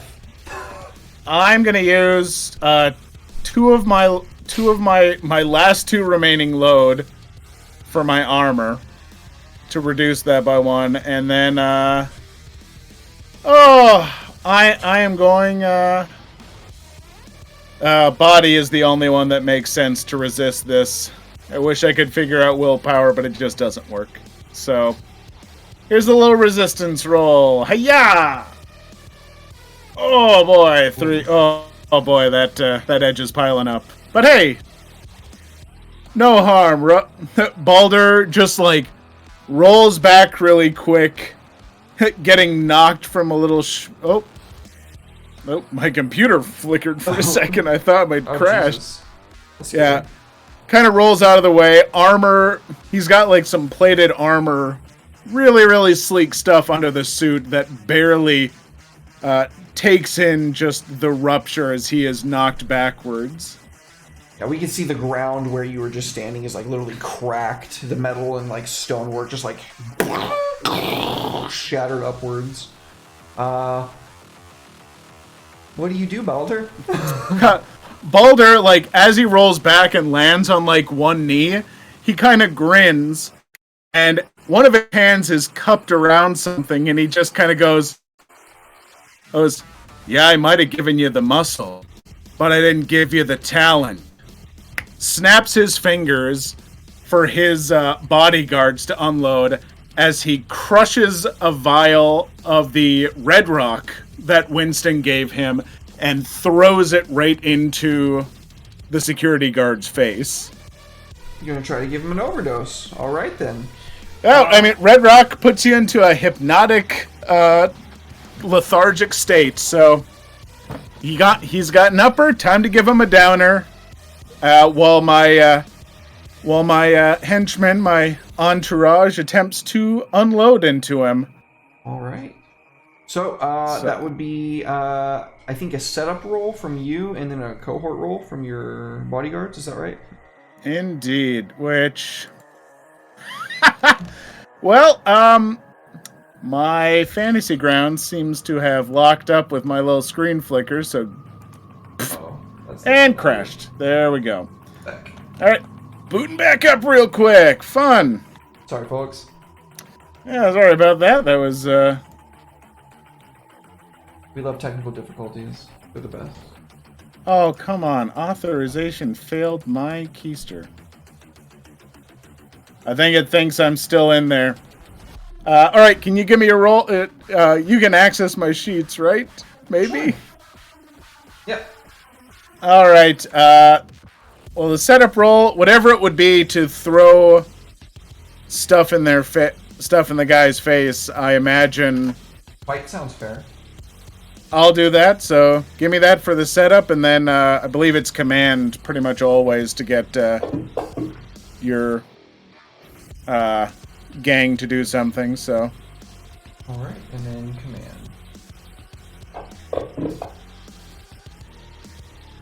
Alright, so you are a partial success with your setup roll in your gang. On the other hand, got a 1? I'm sorry. Oh no! Are you sure that it's that? Isn't it the tier of the gang? It's the tier of the gang. That's how many dice. Oh yeah, I suppose. Yeah, that would make sense actually. So. Yeah. So we would go to your. I'm back, baby. Yay. I got in. So the tier of the gang is equal to our tier, so tier 2. Yep. So I got one more little die to add to that. Nah, just roll 2. You're back in. You can roll both of them. I don't feel comfortable cursing you like that. Oh my god! Unbelievable. That's the second time today that you've rolled 2-1. I just want you to take a look at these dice. Like every roll, double ones. Up above it, a 1. Up above it again, a 1. A 2, a 2, a 1, a 2. Oh, there's a 4 in there. A 2, a 1. Like, we are getting smashed by the dice gods today. So Plasmoid is absolutely fucking insane. We can see parts of this guy's body literally getting like taken off and like just becoming meat and mist behind him, and there's this like amorphous glowing form inside his body that is still connecting the meat and tissue and just charging down your bodyguards like Albert fucking Wesker, and like starts punching them and like throwing them all over the place, engaging with like point blank fucking firearms duels where they're trying their best to John Wick their way out of his line of fire. Unfortunately, you're going to be taking a 3rd level harm there.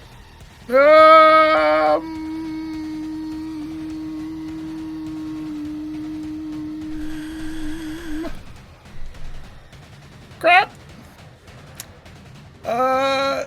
Oh boy, that's a really hard failure there.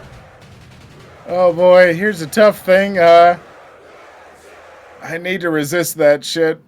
I've only got 3 edge left, so Roll a 6. Roll a 6.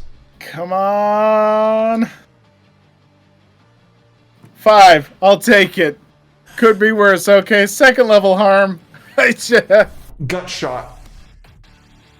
Oh. In this Albert Wesker like fray, as they are flipping over one another, this security guard gets close enough to you to just like point blank go to shoot you like square in the heart, but you knock his gun down at the last second to where it hits you in the stomach instead.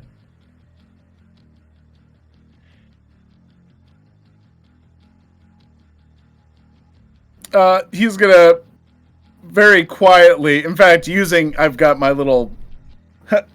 special tongue that lets me speak at frequencies other people can't hear, but to my friends on the comm, they will hear very pained, "We need to go."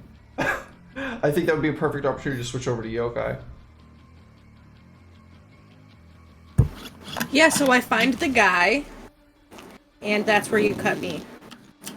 The thing that I'm looking for, the sentient emergent being in the system here. They're security guard in the system. Yes. It looks like this like kind of 2-pronged entity that like comes down to a conjoined figure. It's very blocky and jagged, and it's kind of spinning over with like these 4 arcs that are encapsulating the node that it is that you and Traveler were seeking. The true node, not just a copy of the data that actually runs in the system. Yeah, so I'm just gonna command it to fuck off. That's what I want to do.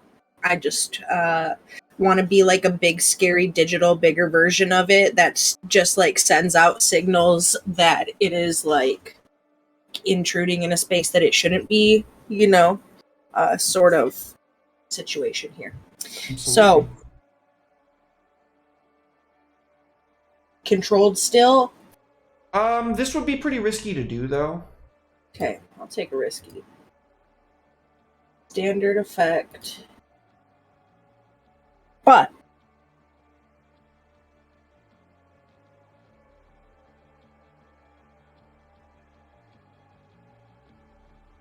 do this thing. Do I have anything to help me with this inventory? I don't think so. I do. I have Kitsune. Nice. I have my Tracer Fox with me. Oh, very nice. So I will use that as well. Is that pushed effect, right? I believe it's an increase to the effect, yeah. Yeah, okay, so limited instead of standard. Or great. It'd be great instead of standard. Okay, here we go.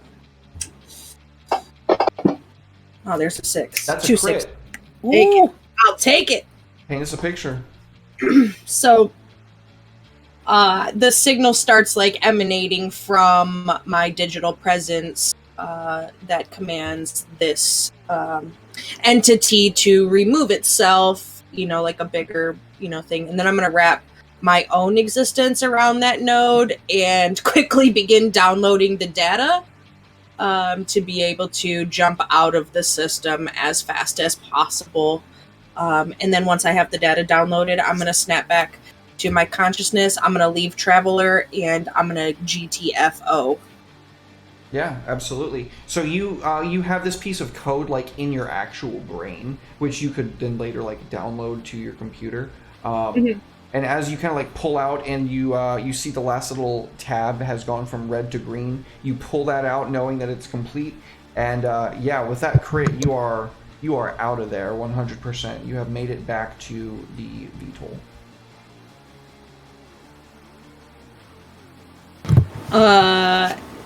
I don't know what you guys are talking about. We need to get out of here. Everything's going to shit. I'm already at Soup. Where are you?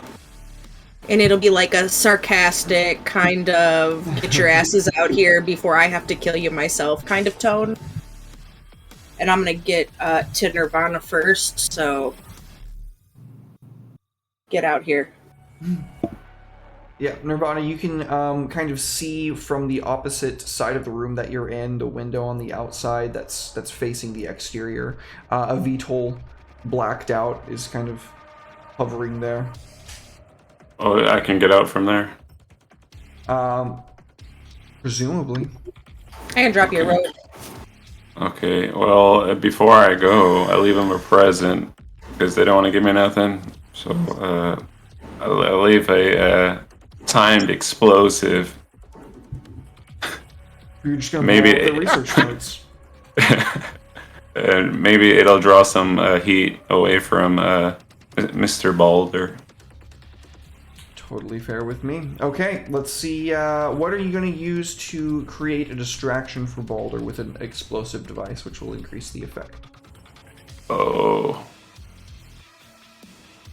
I'll use my demolition tools. Yeah, that'll be the increased effect. But what will you use?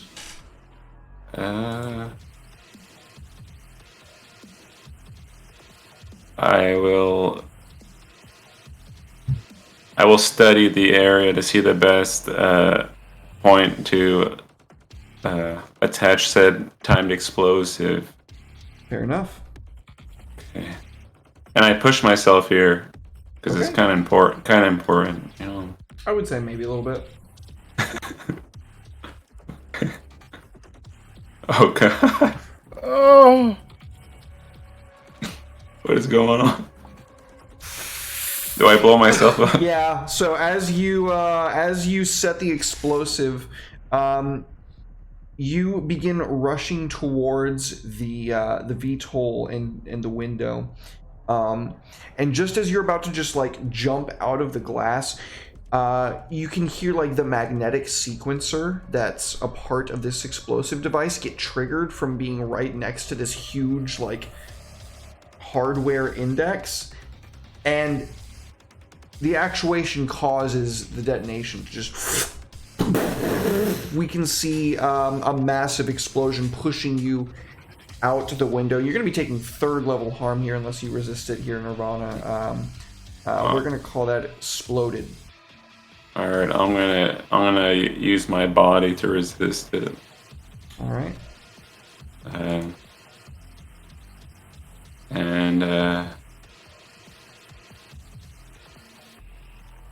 me see. I got. Do I have armor that I can use or no? As long as you have load. I have load. Armor takes 2, I believe. All right, I'll use the armor too. That's going to drop it to 1st level harm. You need to roll your body first. All right. So 1 edge. Right. That's not so bad. So I go to 1st level harm. Yep. So that's going to be 1st level harm of Scalded. I made a oopsie, guys. But hopefully that's enough cover for you, Balder. Yeah, it's at this moment that during your fight, Balder, we can hear a from off in the building, and everybody kind of like stops what they're doing for a second, giving you an opportunity. As that happens, Balder says, "You got as much time as it takes me to fall to get that VTOL under my position," and he rushes at Roger, shouting out to his bodyguards. He's like, "Diving escape!" And he is going to try and grab Roger and burst through the window and use Roger to break his fall against the VTOL. Okay. Let's see it. So, fight roll. I can't afford to push myself, so can I increase my effect? I haven't used my robotic arms yet, You can. so I'm guessing my position must be desperate at this point Definitely. in You're shot in time. the gut. There's like a fucking plasmoided out security guard that's, again, Albert Weskering your bodyguards around, and you are literally trying to jump out of a window of like a 400-story, 500-story building into a VTOL. It's reckless, baby. That's what I'm all about now. I love it. Please work. Partial success. I'll take it. One of your bodyguards gets got, buddy. Oh no. Don't take my tiefling away. The other I adore her. The other one definitely gets got. You can see as you and the tiefling and the other are making your way to the window, the plasmoided out security officer just like is suddenly in between the other security guard, like just picking them up and like holding them up as the rest of you like rush past. And yeah, as you kind of like break through the window, we can like just see them bringing your bodyguard to their face, and that's all we know for sure happens. Well, as I'm falling, holding on to Roger, I just kind of maniacally grin at him and say, "Shoulda took the deal." He's like, "You son of a bitch, now we're both gonna fucking die." Maybe. Or maybe I just get to watch you. And as he starts to scream in terror, we can see the VTOL like at an angle pick you guys up and like break your momentum with a clip of like perfectly aligned array and zooming off into the distance. And I think that's going to probably take us to our break for the session. You survived. Good job. Perfect. boys. Oh, so if we got picked up nicely, can I just drop Roger out of the VTOL? Absolutely. Well, yeah. If we get nicely cushioned into it, we'll be landing there, and I'll be holding him out the open window, and just go. We could have been clients, Roger, but I'm afraid I'm gonna have. Come on, man. We could be business partners. You know, it's Nah. never too late. Come on, man. Please. Clients like you, you gotta learn to just let them go. No. Please. And with Roger's form falling into the clouds below, we will cut to our break. Don't go anywhere, folks. We'll be back after a quick 5 to 10 with more Saints and Sinners with the downtime.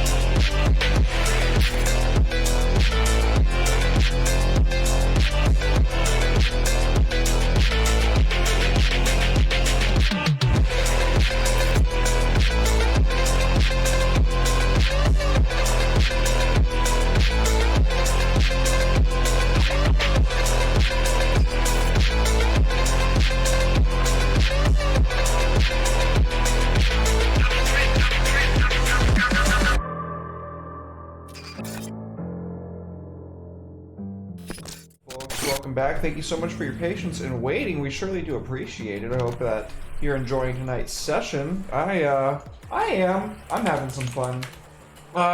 Players, are y'all having fun? Yeah, we didn't die. Yeah. Happy about that. That's good. That makes me feel good. That's what we're here for ultimately at the end of the day. So, with a successful mission under y'all's belt on the first session of the second sequence, how are y'all celebrating being back in the saddle?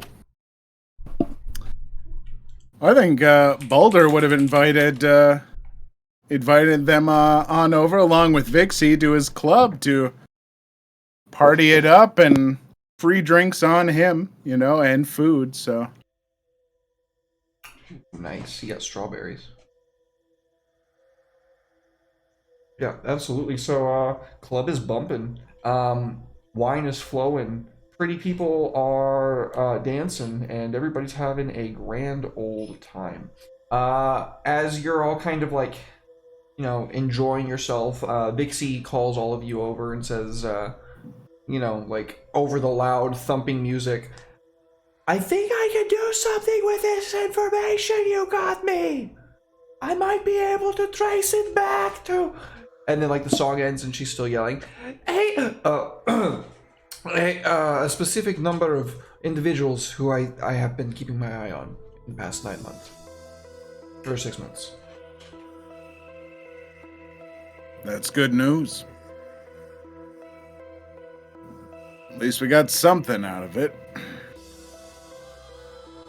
And, well, of course, I was able to extract a little bit out of their hedge funds. After paying off your friend, of course. Going to be about 12 each. Pretty good. 12 each? It's pretty good to be on our side, isn't it? It's excellent to be on our side. Just don't ask where it comes from.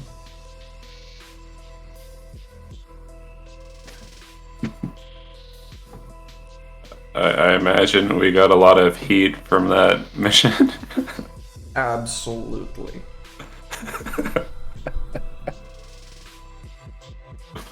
I'd recommend laying low for a time or paying off certain people. I'd like to correct that and say we didn't get a lot of heat. You two boneheads got a lot of heat. Look, you got to do your part because I took a shotgun to the stomach. I kept eyes on me, and guns and fists and glass from the window. I'm still regrowing hair over here. Balder, don't act like commanding the attention of the room is anything different than you do on a regular basis. Nah, but... he kind of grins. He seems in a ridiculously good mood. He's just like, you know... Oh, I forgot how fun this could be. I'm just sad that Balam couldn't be here for it. And he pours a shot for everyone, and he'll give a quick toast in Balam's memory. Everybody raises their glasses with you. Yeah, we all drink. And then I will show you something. I'll lift up the side of my shirt and show you this giant panther tattoo that like crackles. It's got like some cybernetics worked into it that it kind of like shimmers in the light. You can see like an electric energy through it, and I'll just kind of chuckle and be like, I figured out in the electrical charge was kind of one last ha-ha to Balam, but it looks great, doesn't it? You're damn right it does. Hey, so I appreciate the drinks, but I got some things I gotta go take care of. Well, feel free to join me over at some of the casinos later. Gonna put a little bit of this money to good use. You're both welcome to join me, which is Klaus's cool way of saying that I have a special ability. If you indulge your vice with me, you get to increase the effect by 1 or 2 points. Which is insanely good.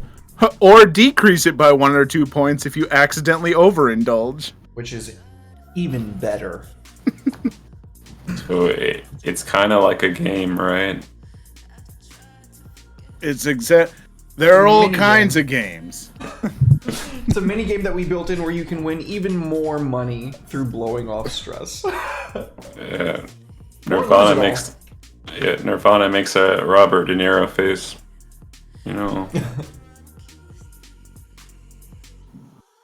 He'll join. I only spent a couple edge. Like, I could very, very easily overindulge at this point. Oh yeah, you're probably better off using your downtime for more productive things than. Well, technically, I like with my emergent powers things that I have. One of my drawbacks that I have is a rigorous drawback for each downtime phase. Or each downtime phase, I have to spend one activity doing magic person shit.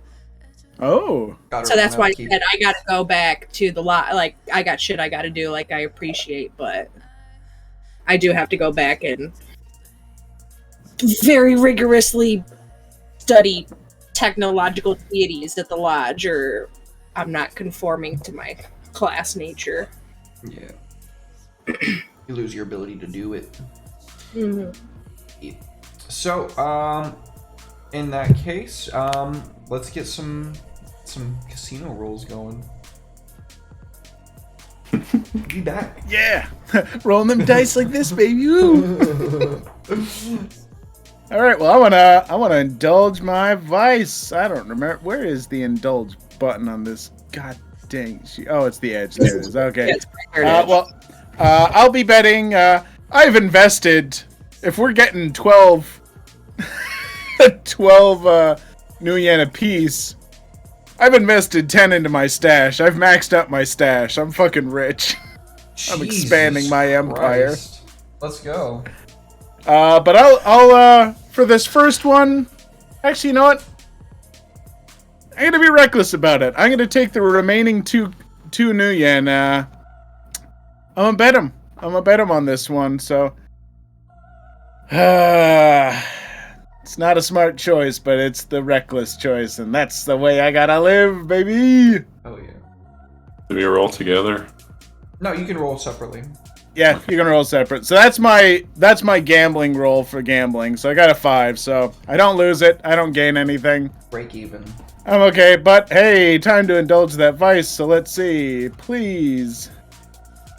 So 3, and then I'll adjust it by 2 to knock a few more off. God, I still got 5 edge. That's ridiculous. Jesus Christ. All So right, much edge. I'll bet 4. You're gonna bet 4 new yen and go ahead and give us the gambling roll. Just a flat d6. All right. Need a 6 to win. Oh, Break even as well. okay.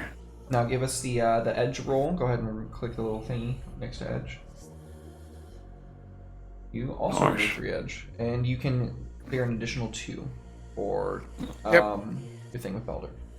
Nice. Yep, so you can reduce up to 5. Woo! So how does y'all's night go?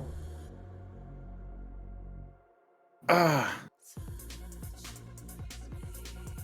Well, I'm giving it, I gamble. I have some fun. Have some drinks and everything like that. Make some big bets, but, it ain't bad. But he has a good time. You paid for drinks, basically. Oh, yeah.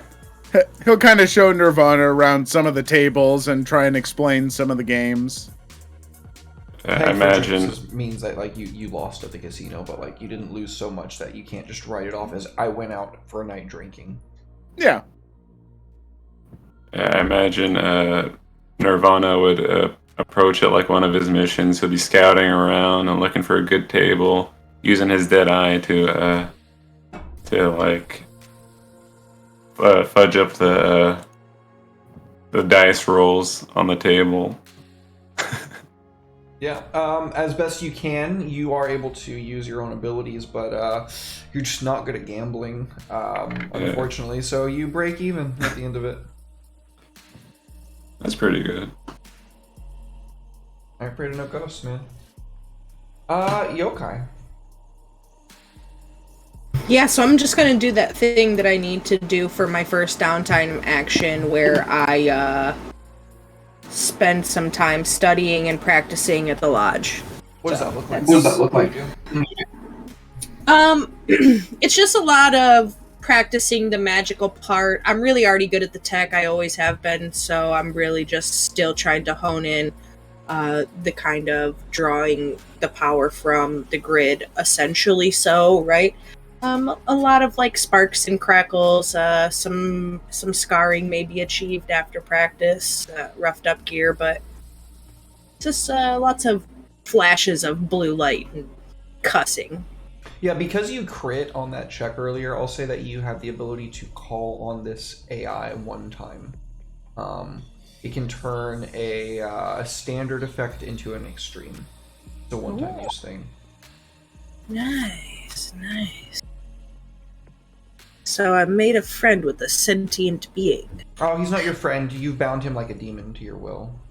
Yeah, good. You know, now that you said that, when we roll back around to me on my next downtime action, I have some questions, boss man. I have some questions. Because I have some fucking money. Let's go. All right. Well, with that being done, then we go to everybody's second turn of downtime.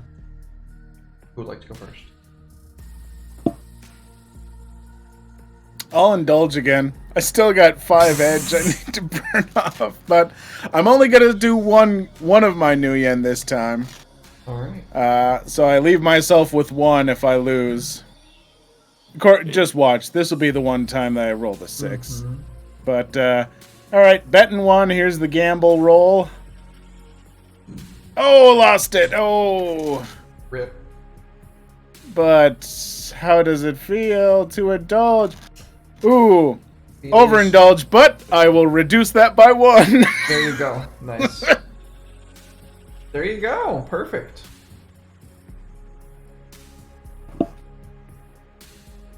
So it feels really good to lose your money. Yeah, you know what? Who can? At this point, I think he basically looks at it as like, I'm loaded. I'm absolutely wealthy, and fuck it, yeah. It's comforting to lose lose some money, kind of, right? Like, Yeah. oh, I can still lose at the casino. It's still life. Yeah. Oh no, I lost some money. Boo hoo hoo. I guess I'll wash away my sorrow with this $1,000 bottle of scotch. Glug, glug, glug, glug. Hell yeah. Well, very good. You have cleared all your edge. Nirvana or Yokai, whoever would like to go next. Work on getting an item. Okay. Like right now, I have tier 0 flashbang. If I wanted to go from like a sparkler to a actual flashbang. You should have tier 2 flashbangs now because Oh, okay. your tier level should be equal to your Okay. team's tier. Okay. So maybe so the tier, it affects the effect of the flashbang? Yeah. Or Okay. the number of dice that it adds. Okay. Alright. Well, let me see. Can I invest into like a camouflage? Sure. What kind of camouflage are you looking to invest into? If you're looking to invest into like cybernetic, then like yeah, that's pretty easy to take care of. Or like a something to help me hide better? Would that be like clothing? That would be like a one-time use item that you could acquire. okay. Yeah. Okay. So I'll go down that. Yeah. I'll try that. Can you take more implants, Nirvana? I've taken 2, 3. How much humanity do you have left? Got monowire. I've got legs. I've got a skeleton. I'm basically a machine. So you have 3 left. Yeah. Well, I was just thinking like you're trying to be camouflaged. There's chameleon skin. Which is 2. So you would have 1 left. Okay, I'll do that. I'll go under the knife. Okay, that is going to cost you 6 new yen for the acquirement of such a thing, and then it's going to cost another 6 new yen for you to have the surgery, but you do have your friend who is a tier 2, so that's going to take 2 off of it. It's going to cost a total of 10 new yen for the implant. Alright, let's do it. Okay. You have tier 2 chameleon skin. You can try to push to find better, to get better chameleon skin. You'd be rolling a skill that you would find appropriate to try and get your hands on better level skin, but the cost and everything would remain the same. Okay. Alright, I'll push. Do I add more new yen? No, it's not going to cost more new yen unless you actually get it, in which case it's going to cost, I believe it's 2 more per tier. In this case, the max you could get would be tier 3, because I think unless you have like a fuck ton of new yen that you're just sitting on, because remember, taking it out of your stash takes 2 new yen for every 1. Okay. Then it's just going to depend on that. But I don't think you could get tier 4 with it anyway, so it's fine, because tier 4 is like genetically enhanced shit. Like Alright, I roll. Do I roll a d6 for the yeah, push? it would be a skill. It would be a skill of your choice. Okay.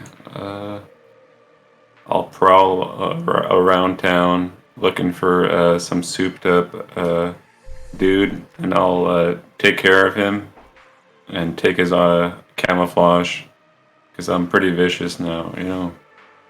You'd literally rip his skin off. Okay. Is this good, Doc? Is this good, Doc?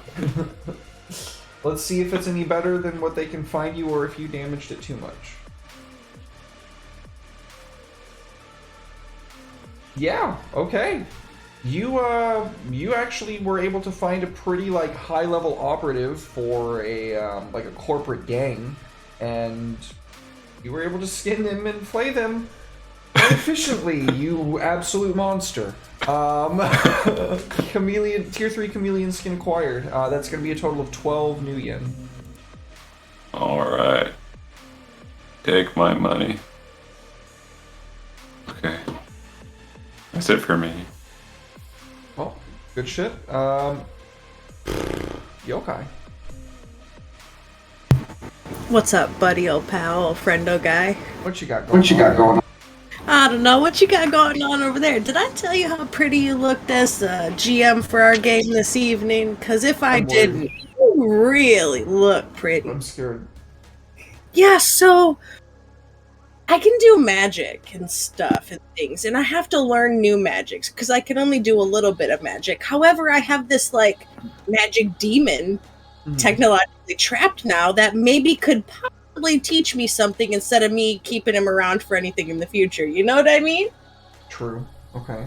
How much money is it going to cost me to make it teach me some shit? So, to learn a new spell from this demon. Yeah. Long-term project. It would be a 8 clock. Okay. And it wouldn't necessarily cost you money. It would just require time, and it would consume the demon from the process. I don't give a fuck if he's consumed or not, as long as I get what I'm trying to get in the end. He's not my deity. Cool. I'm his in his eyes, don't you know? Very fair. Okay, go ahead and start us off with whatever you feel would be appropriate to mastering this demon and learning a new spell. Heck demon, I guess. New demon. I'm gonna say a 2. And what am I at? Controlled, standard. Yeah, it's a fortune roll. It's a fortune roll because it's downtime. It would be that skill, but fortune. You want to spend a new yen to make that a crit? That would be 5 ticks on the clock instead of 3. Yeah, sure. I have plenty of new yen to do. 1, 2, 3, 4, 5. Alright, and you have new yen to spend if you want another downtime action to try and bust it now. All you need is a success. Yeah, how much is that gonna cost me? It's a new yen for a downtime action. Okay, so only 1 new yen. Yeah, okay, yeah. Okay, cool. Got it. 4, 4. So that is going to be 2 ticks. You can, if I'm not mistaken, let me wait. Did I tell you wrong on the first one? Let's see. A normal success would be 5.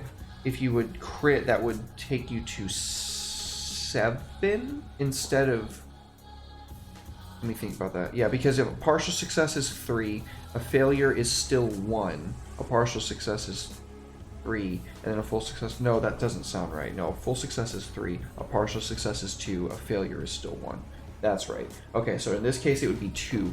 You could pay an additional new yen to automatically increase that to a success, or you could pay another new yen for another downtime action. Either way, the result would effectively probably be the same. So I can basically just spend 1 more new yen to succeed. Okay, yeah, I'll do that. Alright, so I learned a new spell, magic and shit. Hell yeah. You can determine what that is. Yeah, so I need to talk to you about that because minor confusion, natural blonde. But we can wait till after we shut it down because I don't want to roll through all that now. Yeah, totally fine with me. All right. So, is there anything else, you guys? You know what? Said we gained a bunch of heat. I've got 1 free new yen left. I'm going to spend it for an action to try and clear some heat by consorting with some people I know in the underworld to maybe make sure some stuff gets hidden and some people get directed the wrong way. So, Absolutely. Why not? That's a partial success. I think it clears 2 heat, so Yep. better than nothing, I guess. So, clearing 2 heat. So you are at 3. Wonderful. Yeah. So your contact takes the money and greases the palms that need to be greased, and people stop looking for you quite so hard and start focusing their attention on other cases for a while.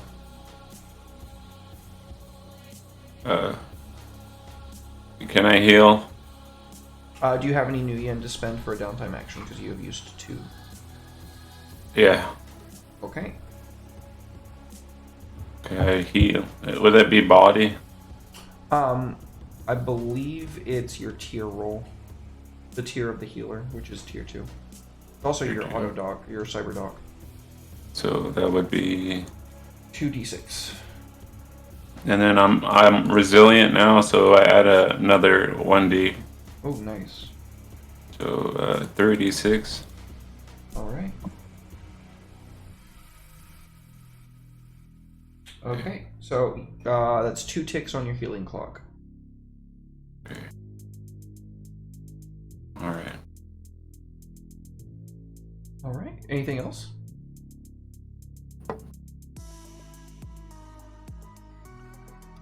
Alright. Well, then, I guess it's time for us to shut this one on down. A little bit shorter of a session, folks. As you could tell, we were missing our soul. We didn't have our boy Soul here with us, and we didn't want to get too crazy, too off the rails, and too much done without him. But we definitely wanted to get on into it, have some fun, get up to some shenanigans, and get paid. Get the new yen out of it. Well, thank y'all for being here. We surely do appreciate y'all. Let's go ahead and do our shout outs. I'll find somebody for us to raid into. Jihan, start us off, please. Hi, I'm Jihan. I play on the channel.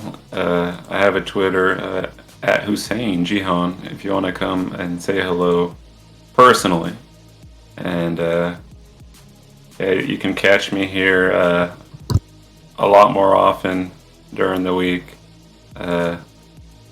Friday, Saturday, is it Monday? Yep. I'll be here. Oh yeah. Can't wait. Thank you, Jihan. Thank you for being here. Much appreciated. Much love, dude. Let's go with our good friend Huli. What's up, friends? Yeah, I'm Huli. You can find me in all of the places at Heroes and Hooligans, or the link in the chat will take you to my Twitter if you want to do that. I'm here on Fridays. I'm at Paul's on Wednesdays and Thursdays, and all the rest of the time, I'm all the other places. Oh yeah. Awesome. Well, thank you, Huli. Much appreciated. Much love. Thank you for being back. I surely do appreciate it. Klaus. Hey everyone, I'm Klaus von Hohenlohe. Find me as the Dungeon Noobs Guide on YouTube and various other places as Klaus von H, where I'm going to be teaching you about new systems, showing you things, and sometimes drawing things, sort of well. So I started streaming my journey of learning how to draw at 38. I saw your tweet about that. Yep, I've made more progress in the last week and a half with lessons than I have an entire lifetime of sporadically trying to teach myself, so. Totally fair. Yeah, that's me. Awesome. Well, thank you for being here. Best Bloody, appreciate you being back on the channel. Best Bloody. Yeah. Well, thank you guys for being here in the chat. We surely do appreciate it. We love you, and yeah, man. Blows my mind every time that we go live and we have people in our chat that are hanging out and are like, lurking or talking or just being generally wonderful. So thank you guys. We love y'all. And we're going to be raiding into Nathan of Reckless Attack. He's streaming some Pokemon right now, I believe. I'm sorry, I had a sneeze coming on and it's like so bad. But it won't just happen. I hate that. Okay. Tomorrow, 12:30 p.m. Central Standard Time. Blood War, I believe, hosted by Ampersand D20, our good boy Paul. At 6:30 p.m. Central Standard Time, the long-awaited return of Kanan, this person right over here, Covet Syndicate, coming back. Cannot wait. We are excited to have Jihan back on the show, back in the group. Cannot wait. Sunday, 2 p.m. Central Standard Time, Vampire the Requiem, hosted by our good boy Andy. of Lost Haven Art. On Monday, no stream, session 0. We're going to be doing that off stream. And then next Monday, we will be coming in with the first session of Death Roll, which is going to be a high-level Spelljammer campaign. It's going to be crazy. That's got our boy Jihan and Ted, who's going to continue playing Alma from the Curse of Strahd campaign. It says that I put the wrong name in. Oh, there's a Studios. It's Reckless Attack Studios. Got it.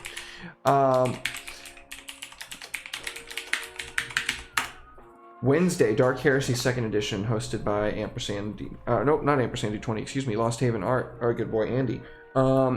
Thursday, no stream. Tuesday, no stream. Friday, Saints and Sinners. Thank you guys for being here. We love y'all. We appreciate y'all, and we will see you next time.